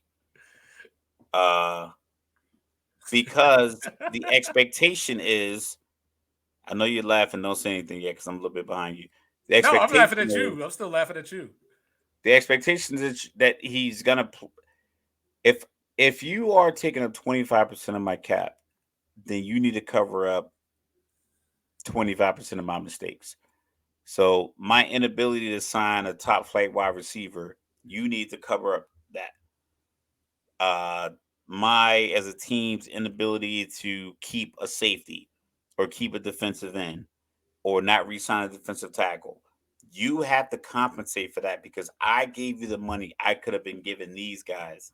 So you need to make the plays as if their presence is a non-factor to the outcome of our games. But the problem Daniel is that Jones they isn't know going to he be able to do can. that. He can't do that. And But they know he can. he can't. That's what I'm And saying. like he They can't do do that. that. What he was on was the rookie scale last year. He played and made decisions as a rookie, and they gave the ball to Saquon. He had a bunch of yards, but it's just I just think it's such a bad move. Please tell me it's 3rd and 2. He's gonna throw it long again. I'm behind, and you're laughing. Originally, I was laughing at you. I thought you were laughing at me. Then I looked down. I I was like, you was. kept laughing. Originally, I I was was like, he did it originally I again. was laughing at you because Daniel Jones. We talked about this. Like he can't do those things. So theoretically, I know what you just said about 10 minutes ago. Theoretically, Justin Herbert could do that. No, he can't. No, Justin hold on, Herbert hold can't on, do hold that. on, hold on, hold If on, Justin hold Herbert can on, do, hold on, if Justin hold Herbert on, can make hold a on. wait. Justin Herbert's his contract was an extension, so he's probably not, I don't think it's going to impact their books this year, but No, until maybe next year, like yeah. next off season. Right. He's in the same boat. He just looks the part. His attitude is the part. He is just the I'm just guy. saying, He's like give me an actor that just makes terrible movies, but we keep not Adam Sandler. Not like I'm trying to think. I'm trying to think of what are like you doing right now? it sounds ridiculous, but it's gonna make a lot of sense. We all love Brad Pitt. No, here we go. Channing Tatum. We love Channing Tatum. Hey, He makes 21 Jump funny Street was movies. good. 21 Jump Street is good. But that movie he did with Sandra Bullock, awful. Uh, his role in This Is the End was weird, but he looks the part. He doesn't do anything bad. He did the movie The Vow with Rachel McAdams about the wife who gets in a car accident, has short term memory loss. Didn't he do It one was of like the he did a Olympus Has Dear Fallen John. type movies? Nah, he did one I of feel, them. It was yeah, I London think he Has did one of them. Fallen, Yeah, one or of those. he Yeah, did the one with Jamie Foxx. So yeah. he did the wife beater, dirty with the smudge tank top, and that's what he does. But if you wanted him to do an adaptation of Romeo and Juliet set in 2045, he probably won't be able to do that. But yet people will see that movie and be like, "Oh my god, he was so great in it," because you've seen him in so many other mediocre movies and you love them for it. That's what Justin Herbert gives you. You've seen him in so many different situations where he did not make the play. He's Mhm. made some plays against like Atlanta. He made a couple of plays against Tennessee over the last couple of years. He's made a couple of great throws. Doesn't beat Kansas City. he had to throw with the ribs and he was hurt and he threw it on the ground. The next play he threw that dime, and you're like, oh my god, that's so great. But then in a But that's what playoff I'm game, saying. Daniel Jones, doesn't that make was the the point that I throw. was trying to make. Daniel Jones doesn't even do that. So like Herbert has done that a time or two for someone to think that it is possible. I ain't saying he can do it, but they could think that it's possible that he could do that. Like there's nothing Daniel Jones has ever done that But I that's the thing. feel But no one's ever said no one started the preseason off with Daniel Jones at 6. I'm sure there's somebody out there. Realistically, like think about the quarterback tiers on the podcasts and TV shows that we watch. Think about the conversations that we have in our sports group. Other than Fred's been banging the drum for Daniel Jones. It's not many people banging the drum for Justin Herbert, but when we get some of those start one, bench one, cut one, or build your team for $15, people are rarely picking the column that has Daniel Jones in it. Most times he's not even on it. Justin Herbert's on it. And I'm not knocking Justin Herbert. I'm just saying I that am. the money that they gave him, it's gonna look just as bad as the money that the Giants gave Daniel Jones because people fall in love. You said it's a copycat league. It seems like GMs fall in love with this idea of I've got to have a quarterback. Like, no, you have to have a good quarterback. You don't have to have the guy you have.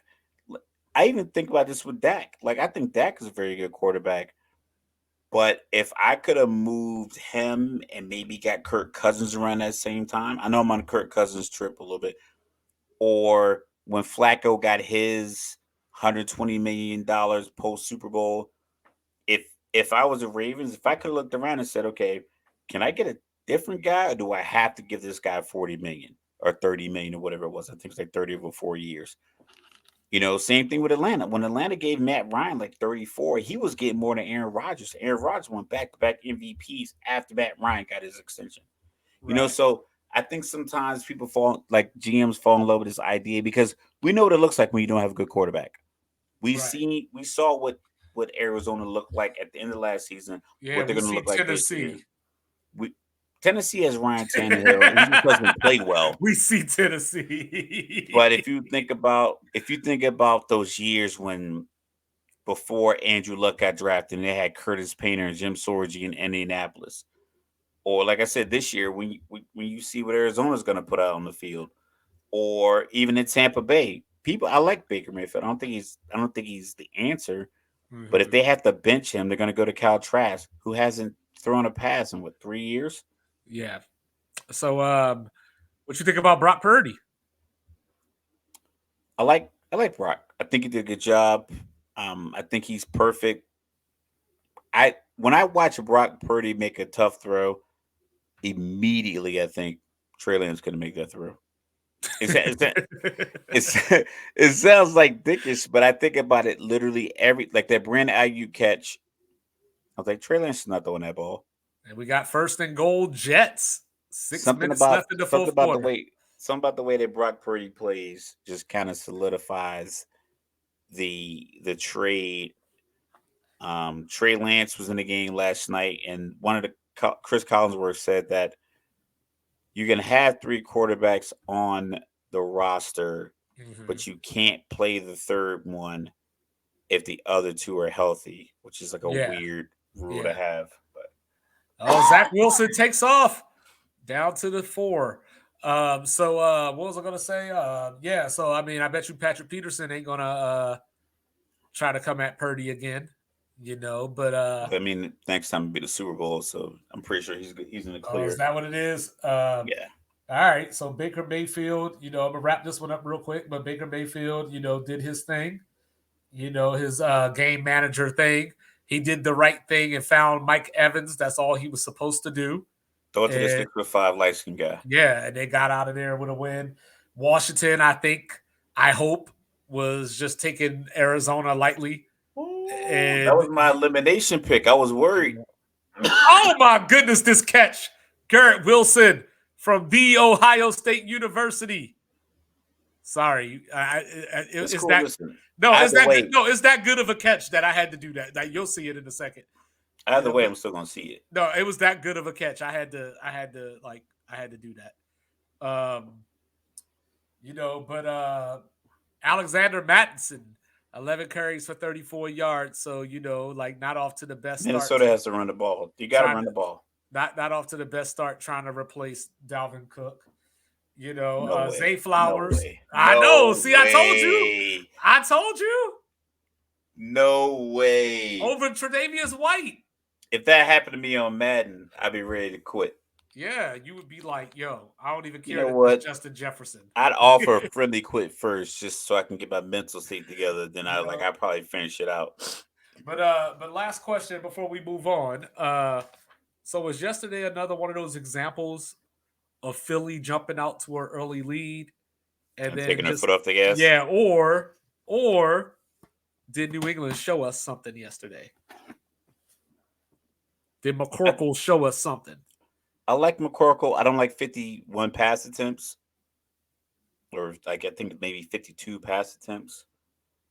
I think when New England has always showed they got to delay a game on an extra point. only the Jets can. Yeah, so the credit I'm gonna give credit to Nick Wright. He's like, I don't trust Philly because I don't trust the maturity of their head coach. Okay. I'm not sure Sirianni is, being an old seasoned guy like myself, salt and pepper in a beard. I just think that after years of it made it through. After years of just kind of dealing with, like I said, Air Force. I joined in 2000. Now I still work for the Air Force. So essentially, I'm at over 23 years of like my adult life working for the Air Force.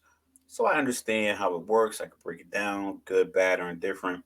I can speak to a commander. I can speak to a pilot. I can speak to an enlisted airman about the parameters of what the Air Force gives, and I know it fully, and I can teach it fully. I think Belichick's time in the league, he can look at a player, even if it's like, just keep it a bean.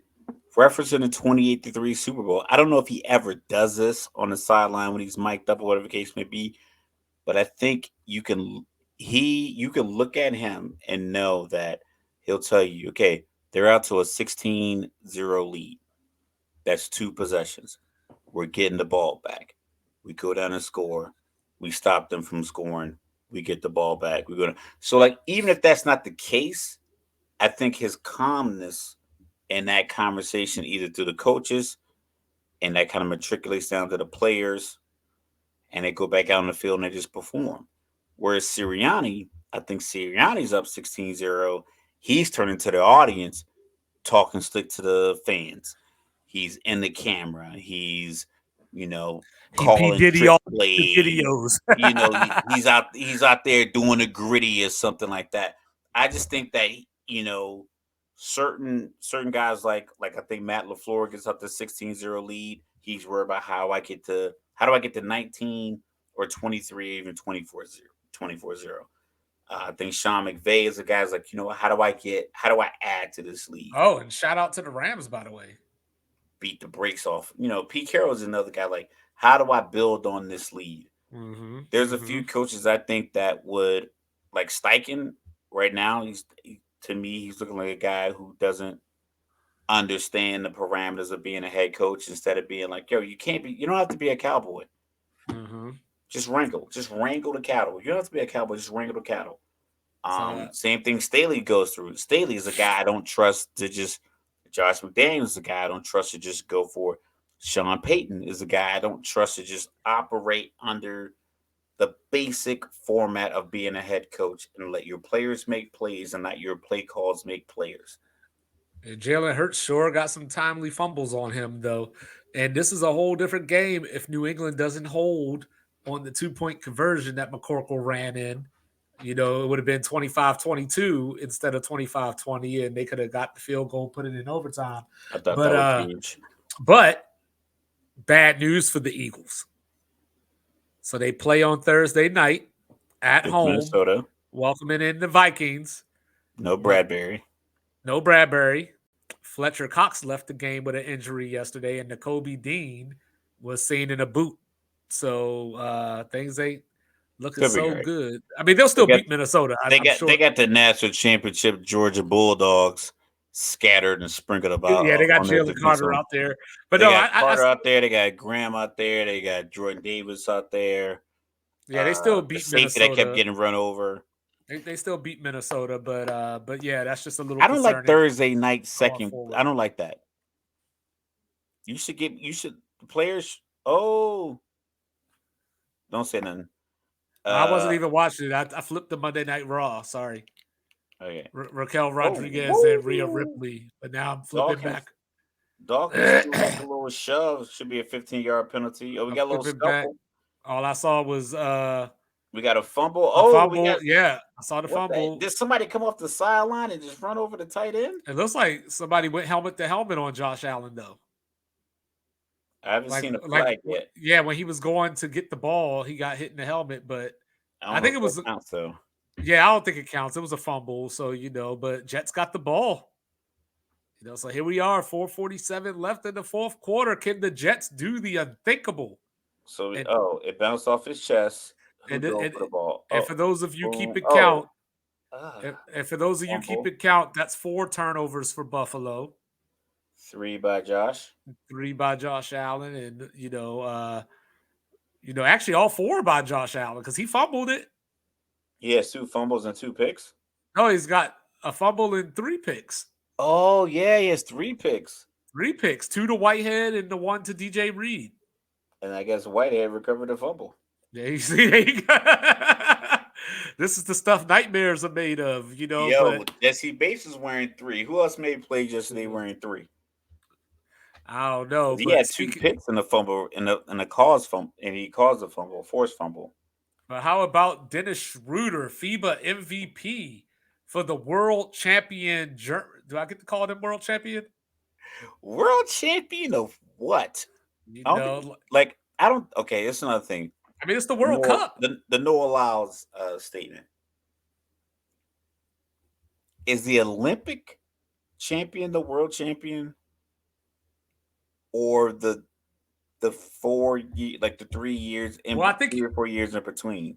Well, I don't know. I think you defend your title, right? Like, you know what I'm saying? Like, if I beat the champion tonight and then you beat me in 2 weeks, you the champion. You know what I mean? So, like, if you win the FIBA World Cup, you are the current world champion. And then when you get to the Olympics, whoever wins that is the new world champion.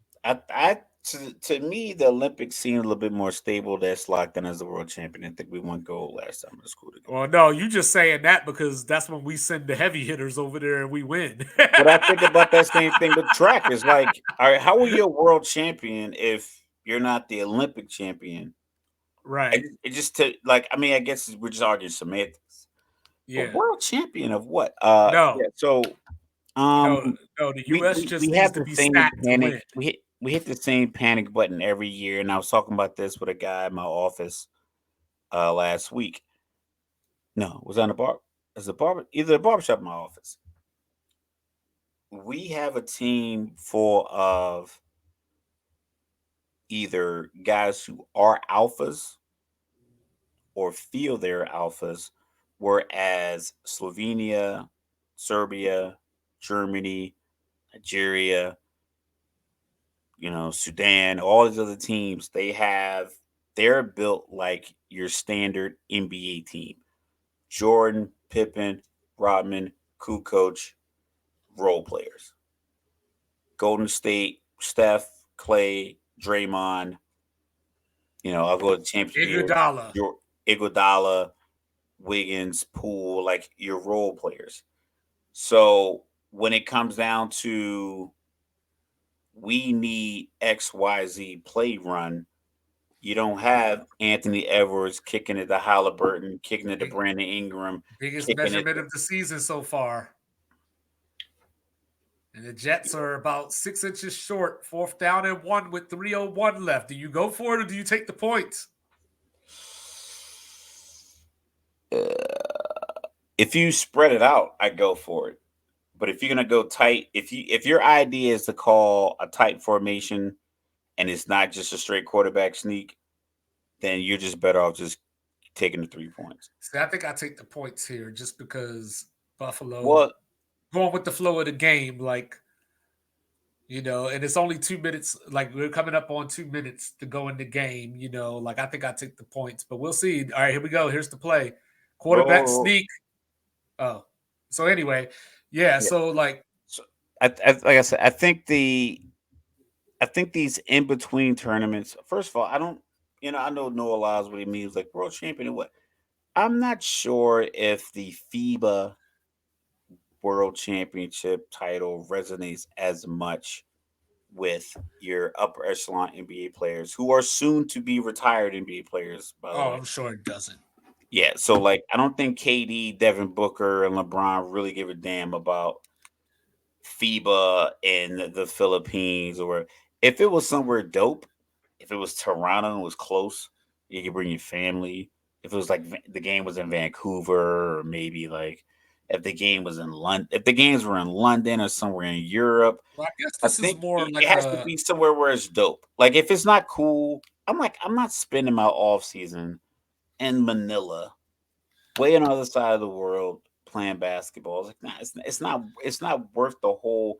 Considering that if I'm a teenager, like if this is the 18U tournament and it's in Manila, oh, that's dope because I'm 18 years old and I get to go to Manila.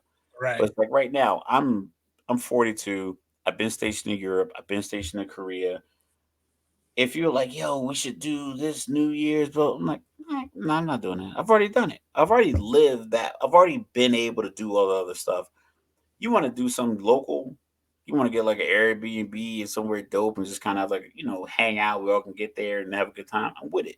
Like, you want to have this tournament in Toronto? LeBron's going, Steph's going, KD's going. If it's Well, in apparently he's Vancouver, getting the cavalry together for the Olympics.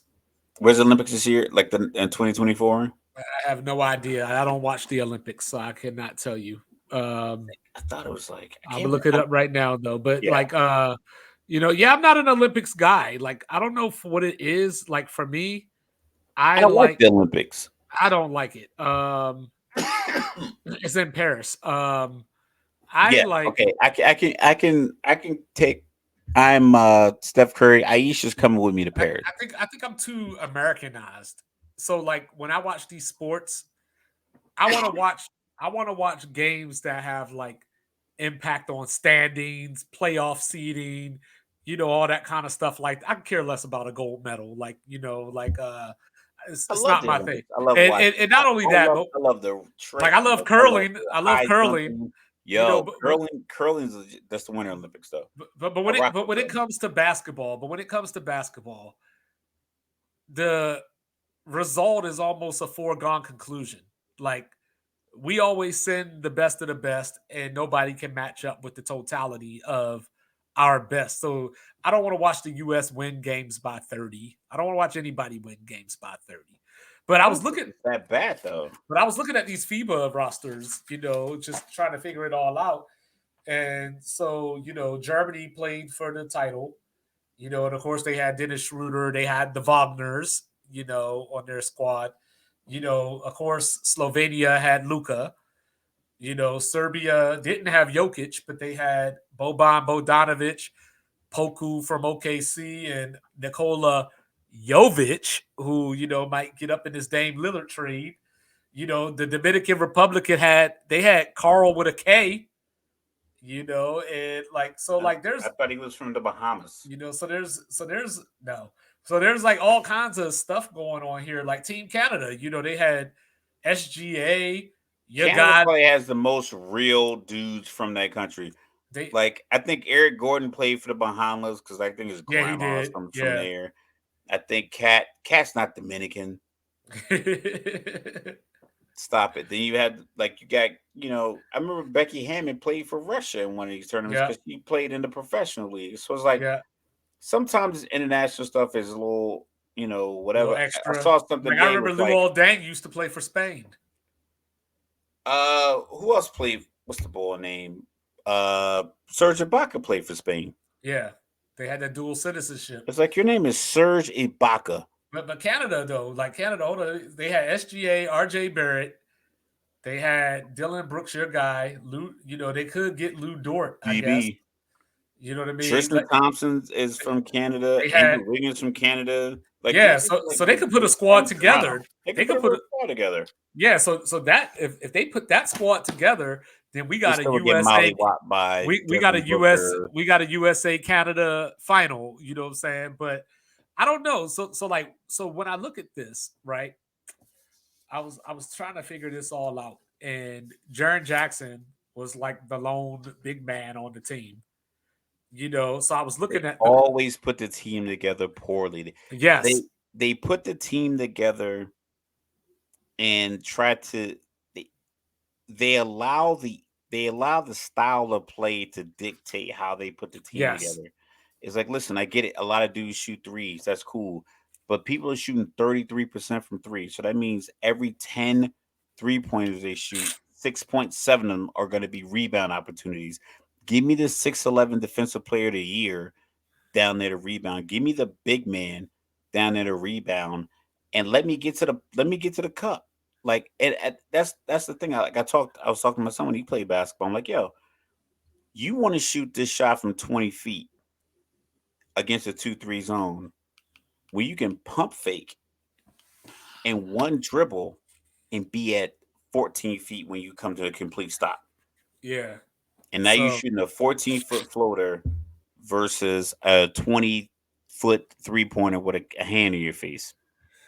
all right, so we got a minute 48 left. The Jets go up 16-13. So Josh Allen, this is your shot to be a hero. So, Don't be a Herbert. I was looking at this. So have you seen the post with the rebound leaders? I saw that Josh Hart had more rebounds coming off the bench than Triple J, Yeah, who was the start. so here are your rebound leaders. Josh Hart was the leader with 6 per game. Bobby Portis. I so almost said Clinton Portis. Bobby Portis, 4.5, and he was the 10th man. You know, you got Anthony Edwards with 4, Paulo Banchero with 3.7, Mikael Bridges 3.2, Halliburton 3, Ingram with 3, Brunson with Who's your 3, point guard? Jalen Brunson, and Triple Who? J No, not the guy 2.8. playing point guard. Who's the Oh, guy Halliburton, initiate? Who's initiating your offense? Halliburton. He's the only guy on the team that initiates the offense. Yeah, because that's what I was going to Strike bring one up. and two. That's what I was going to bring up because They put like the team together that's what poorly. because that's what I noticed was that like these other teams that we're playing against, they actually follow teamwork principles. They spread it out, and it's to me it shows. I'm not trying to get into the argument, Here we but go. Here we go. I'm yeah, starting. it gets into the whole argument between the old people and the new generation where they're like, y'all don't play defense and all this kind of stuff like that. So like when you're playing in these FIBA tournaments and stuff, it's not that they don't play defense. It's just that they're really playing defense for the whole shot clock. Like you're really chasing somebody around for the whole shot clock. That ain't it. Versus that It's is it. simple. Like versus in the NBA, you can sag off every now and again. Like Steph will stand there chewing on his mouthpiece, and maybe he'll sneak behind you if you take your eyes off of him. But like when you actually look at the FIBA, like you're guarding the shooter all around the court for the whole shot clock.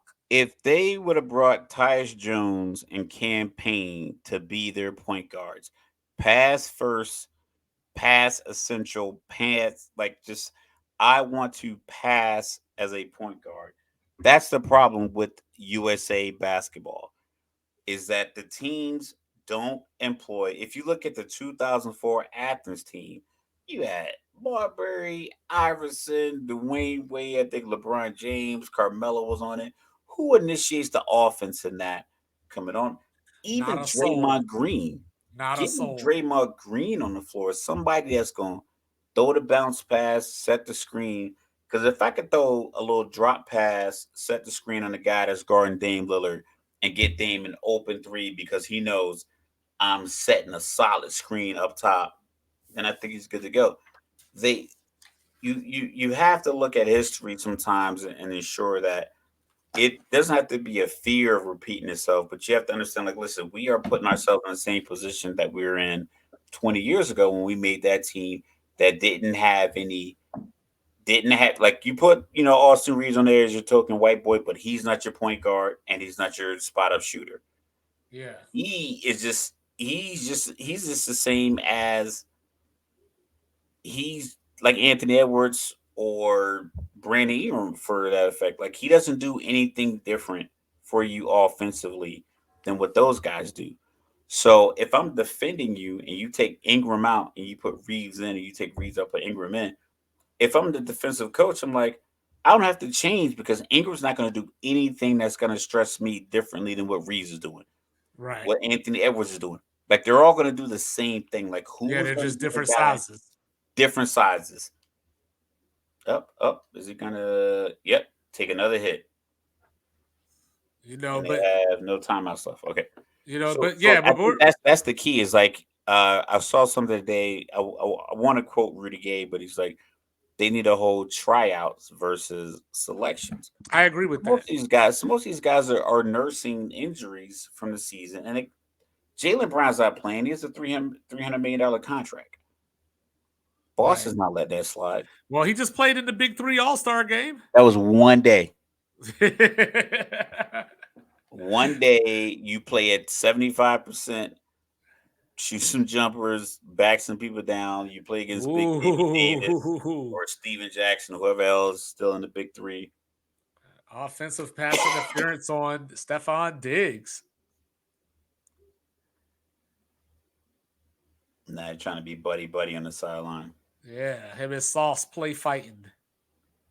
Now I'm talking about a little clip of him of whatchamacallit going to him. Oh, him and Josh Allen, yeah. No, I was just talking about him and Sauce. They wrestling with each other. They called the flag on Diggs. I'm like, how do you decide who to call the flag on? Whoever they wins. they both over there tussling, but that goes back. But that goes back to the original point, though, or the question that I wanted to ask: can we win in the Olympics without, I guess, completely stacking the deck?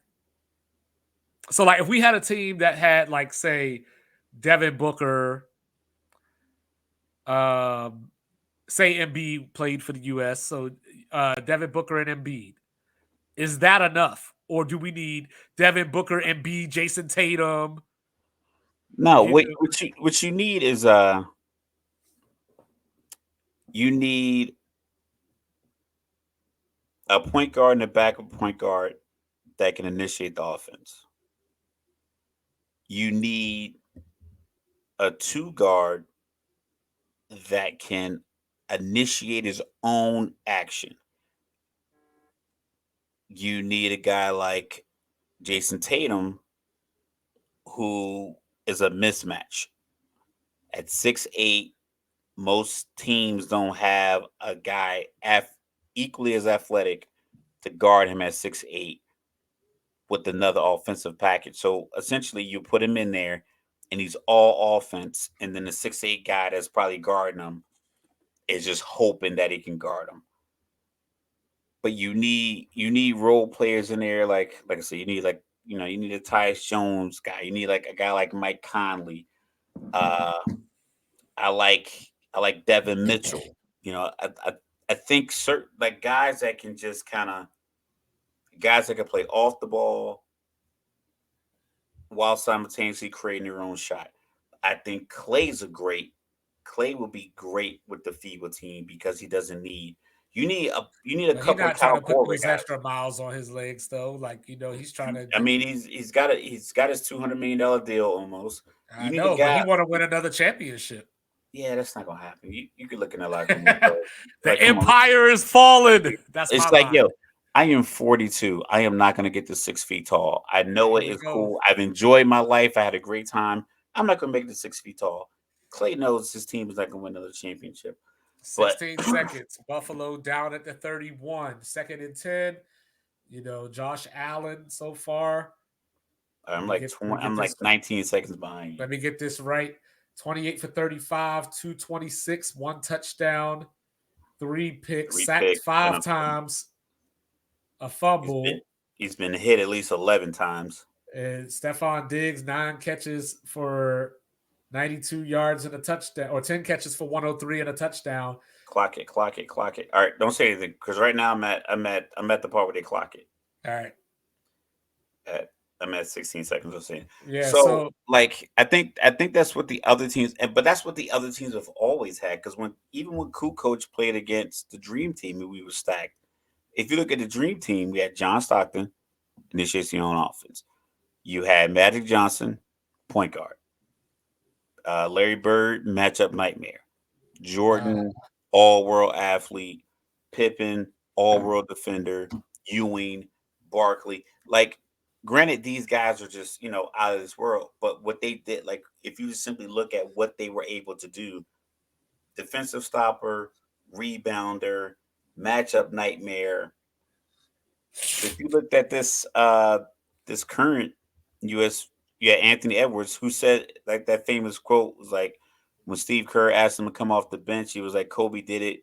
No, D Wade came off the bench when we had Kobe in the last Olympics or whatever, 2008, and Anthony Edwards was like, yeah, ain't no Kobe on this team. I mean, he's not wrong either, though. But So like that's the thing is like yeah, so if you as a coach want him to come off the bench, but he's watching, he's seeing all the other guys, and he's like, none of these guys are are better than me. better than me. Right. How can you get him to buy into the team concept when you think he's sixth All and right. he's So like, I'm first? so here's a question for you. So, obviously, like the world has caught up in some ways, from the time that we saw the 1992 Dream Team. Because all you need is Uh, a hoop and a basketball. I was talking no, about this in my yeah, set yeah, yesterday. It's like this expectation that like because he played for like his friend's team. He has a couple of his white friends. His dad coaches basketball, and they played a team that was like mostly black kids. And the coach was like, "Man, that white boy can ball." And I was like, "It's crazy that people think that white dudes can't play basketball, considering all you need is shoes." right. And a gym and a hoop. And it's a gym everywhere. It's a gym in every elementary school in America. You can go, you don't have to go to high school. There's a 10-foot gym in your little sister's elementary school you can shoot on. There's one in the park. There's one in a gym that your dad goes to. You can dribble in your driveway and get good at basketball. So like this narrative that you can't be a certain race or from a certain country be good at basketball is just a fallacy. I mean, the And the best fact that player in the league is a big, unathletic and he ogre. looks nothing like the way if you were at a tryout and it just was that player versus air. Like you just say, hey, I got all the NBA scouts are sitting around the court and Jokic is going up and down the floor by himself doing all of his best moves. And then you get Anthony Davis out there and you get Carl Anthony Towns out there and they're all doing their best moves. And oh, he made it. Yeah, he hit the bank shot off the The off the NFL goal post and in the The goal. NFL is scripted. The commercial before this had like a little doink doink doink doink thing. The NFL scripted commercial. Yep. So So 16-16. We have overtime in Jersey. that's the I think that's the USA's biggest problem is that they have this expectation So do you that think that so when we talk about how the rest of the world has caught up, do you think that it's a little bit overstated? yeah, I think it's overstated because holistically if you took our top 50 high school prospects, let's say our top 20 high school prospects, and then you went to the top 20 high school age prospects of Germany, France, Spain, it just simply matched. I think we would be good to go. But a lot of those guys played professionally at like 14, 15, 16. Right. So Luca was already on a professional team at 16. Rubio was on a professional team. So you just get more. It's like a professional golfer versus amateur golfer. You're going to get a professional coach. You're going to meet other professional golfers. They're going to give you professional level tips. You're going to meet their coaches. You're going to get that level of competition is going to be different. Whereas our prospects are 18-year-old kids playing high school or they're playing some kind of travel organization essentially. So like they might have upper hand. I don't think that the rest of the world holistically is better at basketball than Americans because if that's the case, like if you look at football, tackle football, we would dominate if the tackle football was in the Olympics. It wouldn't be a country on earth. It could be just because we have all the equipment. It's intrinsic to what we do. But that's why European African nations beat the rest of the world in soccer and South American nations because they have an intrinsic agenda to be really, really, really good at soccer. Right.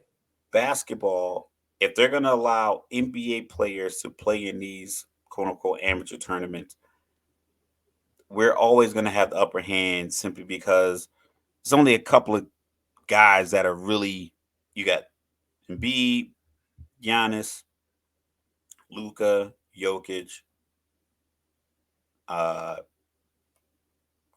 even another foreign guy that's like at the top of this league. I got those four. Luca and I think B. those are the four. Those are the four guys, and they're from four different countries. Uh-huh. Meanwhile, I could throw you Devin Booker. I could give you Kyrie. I can Tatum. roll out Tatum. I can roll out Jalen Brown. I can roll out Ja Moran. I can roll out Zion Williamson when healthy. I can roll out AD. I can roll out, like throw Austin Reeves back out there, Anthony Edwards back out there. Like I said Dame Lillard, even Tyler Hero. I think a guy like Tyler Hero, Duncan Robinson. I think those are the kind of guys you need every once in a while. You need Duncan Robinson, your JJ Redick kind of guy. You need a Right. guy that comes in that's gonna make the back cut. I'm not sure how many times I've ever seen LeBron like really make a back cut and get a bounce pass from Anthony Davis in all those years they play together. Like he might get a lob. Mhm. I might have seen that, but like just far as like just that making the back cut, that the Steph play, getting that layup. So I think that's a thing that you could look forward to if Oh, you're they could willing to probably do that. use DeAndre Ayton unless he want to play for the Bahamas. I think he plays for the Bahamas. Him and Buddy Hield probably. Yeah, so those guys will play for the Bahamas, which, like I said, but you take a guy like Duncan Robinson, Tyler Hero, Hey, what about my man Christian Brown? Christian Brown, like a scrappy guy. Yeah, Like all the adjectives they do the normally dirty describe work. white athletes. Yo, Scrappy, I gym was rat, trying to think about cerebral this guy. yesterday. I was trying to think about this yesterday. Why they always comparing the black dudes to animals and shit? Like he runs like a gazelle. Oh, he's like a cheetah. Like, white guy, they be Yo, like, he's so crafty and speedy. Like he just takes off when he hears, it's he like, works. He's just so good in space. That just means he's not fast. He's just like he. Yeah, yeah. we all know like one of my favorite shows, The League. That's the One only of the reason I know teams, what a Giselle is. the the what's the character's name? Paul Shear's character's name, Dr. Andre Nosik or whatever. And he was like, "Hey, I met this doctor, real class act." And it was like, "Oh, so he's a black guy?" They were like, "What do you mean?" He's like, "You described him as a class act. Like that's a standard adjective they describe, like like Tony Dungy, because like the league was all about like football. He's like Right. Tony Dungy, Lovey Smith, real class act. There's like Wes Walker, real gym rat. Scrappy guy. Stuff like that. So it's like it's just a standard. It's just some of the things that the verbiage that we use, but if you think about the makeup of a team, you need to fill guys like that in. Like I would have taken not that I think one guy's better than the other. I just think that I would have had Duncan Robinson instead of Brandon Ingram. I mean, because like I said, Duncan Robinson gives me a different element that Brandon Ingram doesn't, and I get the same thing from Austin Reeves. I get from Brandon Ingram. I would keep Edwards because I like his energy. I like his alpha. I like his king of the jungle kind of, just I don't know if I liked Bobby mentality. Portis on the team. I like Bobby Portis if you just give him a responsibility to be aggressive defensively and rebound. Like that's all I want you to do.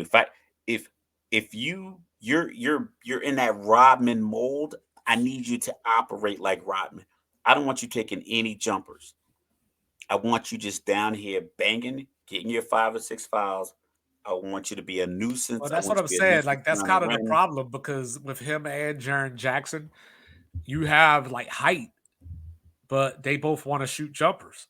That's the thing. That's the problem. You have to tell them, I don't want you shooting jumpers. I will put you on the bench. So at the tryout, you say, hey, You guys are going to be, if you just take we'll just go with the 96, 72, and 10 Bulls, 95, 96. So, like, listen, I need some of you guys to be my Bill Winningtons, my Will Purdue's, my cool coaches, my Pippins, Jordans. Edwards, you are the alpha. So, Edwards, Booker, you guys are my go get a bucket guys. All right, my Pippen guys, I need, like, who plays great on ball defense? Give me Marcus Smart. Give me Tatum as a lengthy defender. Like, listen, Tatum, just play defense for 3 quarters. Take your shots when they're available. In the fourth quarter, I'll let you take over. All right, so Use that real 6 to 8 quick. length. So real quick, me and Mr. Logical, we always talk about Buffalo and running the ball and all this kind of stuff. So here's some numbers. So James Cook tonight, 11 carries, 43 yards. Latavius Murray, 2 carries, 8 yards. Cool. Damian Harris, 1 carry, 3 yards. Hardy, one who used to be hurt. I think he did like it was like a jet sweep. And the game is over, ladies and gentlemen. Hold on. Don't say nothing. Don't say nothing. Don't close your eyes. Don't look Holy at me. I'm crap. not looking at you. I'm not looking at you. I'm not looking at you at Holy, all. holy, holy. Come on, man. How you gonna do this to me? Holy, holy, holy. Don't say a word. That's a hold. Don't say nothing. Don't say nothing. It didn't end the way I think it did. No way. No way. It did. It did. It did. No way. It did not. It did not. Mike. Yo.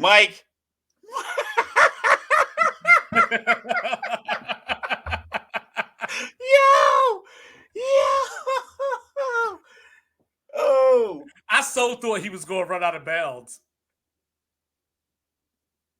Yo. I so thought he was going to run out of bounds. I really thought he was going to run out of bounds. Look at Randall Cobb out there with that clean jersey with no sweat on it. Yo, how did that happen? You don't kick it to the middle of the field. Says Xavier Gibson. Then it turned the lights out on the boys. Xavier Gibson, the hero for the New York get the ball. Jets. Go get somebody got him the ball. I just saw it. Go get the ball. 65-yard punt return to end the game. 22-16 Jetropolitans. I'm telling you, man, they put it in the script, yo. That was in the script. For Aaron Rodgers get hurt on the first drive. Zach was. So when people say the NFL scripted, this is why I want to slap them. Well, ladies and gentlemen, no Aaron Rodgers, but you know who the Jets got next week, right? Well, maybe no Aaron Rodgers. I haven't heard anything yet, but I don't care. December 3rd, they losing though. It didn't look good. It didn't look good. You know what I'm saying? But you know who the Jets got next week, right? Denver. Washington got Denver. They come down about 5 hours away from me and come play the Cowboys. Potentially, that's a loss. Potentially with no Aaron Rodgers. Did he step out? Nope. That's what I thought. I thought he was going to run out. Like when I saw it, I was like, I thought they were going to get him out, like right here. When he was at like the. But then I thought they Morris went for a crazy tackle, and then I thought they were going to call like I thought they were going to call like a clip or something. Well, I think if you're in front of them, you're fine. But and then Buffalo comes back home to play the Raiders. Equipment managers hate these kind of games. Like, man, I got to track down all this equipment because everybody threw their headsets. There's helmets everywhere. There's headsets. Yeah. Right. Xavier Gibson, the rookie from Stephen F. Austin. Oh, he didn't touch him. 65-yard touchdown on a punt return in overtime. Josh Allen got nobody to blame but himself. Ooh, that's close. They're talking about it. Josh Allen gonna what's the word? Have nightmares. It looks like he might have got away with a trip. We'll see. We'll see what the Yeah, controversy looks like. yeah, I think he did, but everybody's gone. Like this is over. Oh yeah, it's done. It's a wrap. Oh, they have a Sports Center top 10 chain. This is a wrap. It is a wrap. You know what I'm saying? Yeah, third punt return in NFL touchdown in overtime history in the NFL. The rookie from Stephen F. Austin making an impact. Jordan Whitehead living up in Josh Allen's nightmares tonight. Zach Wilson looking like a trust fund kid with no facial hair. Zach Wilson, your reward for winning this game is to try to stay out of the arms of Micah Parsons. Yo, Dallas looked ridiculous yesterday. It looked Yeah, unfair. their Like offense didn't even have to do anything. Dak Prescott got one of the player of the game like balls. And at the end of the game, they're interviewing him. He was like, I don't even know why I have this. He's like, this belongs to the defense. But they gave out three. So they gave one to him, one to Pollard, and one to the defense. And he was like, I don't even know why I have this. This belongs to the defense. Because he was like 13 for 24. Yeah. Like when I saw, like when you think about it, you think about an off-season signing. Like for instance, let me think. If Calais Campbell would have signed with Kansas City and they re-signed Chris Jones, it doesn't sound glamorous. But then you put it on the field and you're like, wait a minute. You can't run up the middle on these guys, and it's gonna be tough to pass protect A 1 year because you deal. have Chris Jones and Calais Campbell on the field at the same time. So last night I'm watching the game and I'm like, they got Stephon Gilmore, former defensive player of the year, opposite Trayvon Diggs, Uh-huh. who was like Uh-huh. in the running for defensive player of the year, but he just gave up too many yards. Yeah, led the league Even in on the picks. fumble that he caused, he gave up the yards, but he just got the fumble. Right. So it's like, And they who still let got Dallas Micah. do that? They still got Michael Parsons on a rookie deal. DeMarcus Lawrence on a 3 or 4 year old Well, even defensive lineman even deal. like on offense, he stays hurt a lot, but even on offense, they let him get Brandon Cooks. Yeah, but what offense you can have too much. You can have too much because like none of them did anything. Like, but granted, the score was Well, I 20 mean, they didn't need nothing. to. Yeah, Yeah, the defense just set the tone and they just ran the ball. yeah. So if Jerry Jones just simply he won't he won't he won't just sit there quietly and go into the night quietly.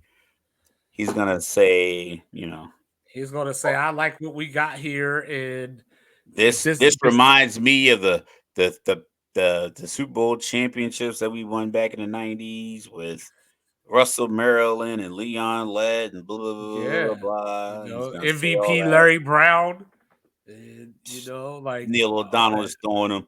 Like, man, were you throwing the hit trust to him See, or that's what. somebody on your See, team? that's what I thought the NFL was scripted. I was like, he did that shit twice.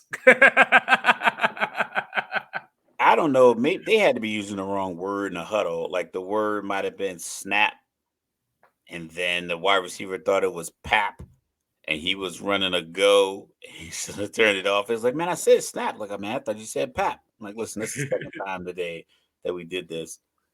Um, but yeah, he threw it right to him. Then he went to I think it was the LA Raiders at that time, maybe the Oakland Raiders. Got a nice little free agent deal And it and never was heard from again. Yeah, did nothing. never heard from him again. Did the Namdi Osmawal before it was Namdi. Yeah. But ladies and gentlemen, saying we had to see you through this game. It was too much going on. Oh my goodness, I still can't believe I'm gonna have to watch that highlight like 6 or 7 times because there's no way that should have broke. But Yo, but yo, crazy. Sports Reports is ordered. Like, review, subscribe.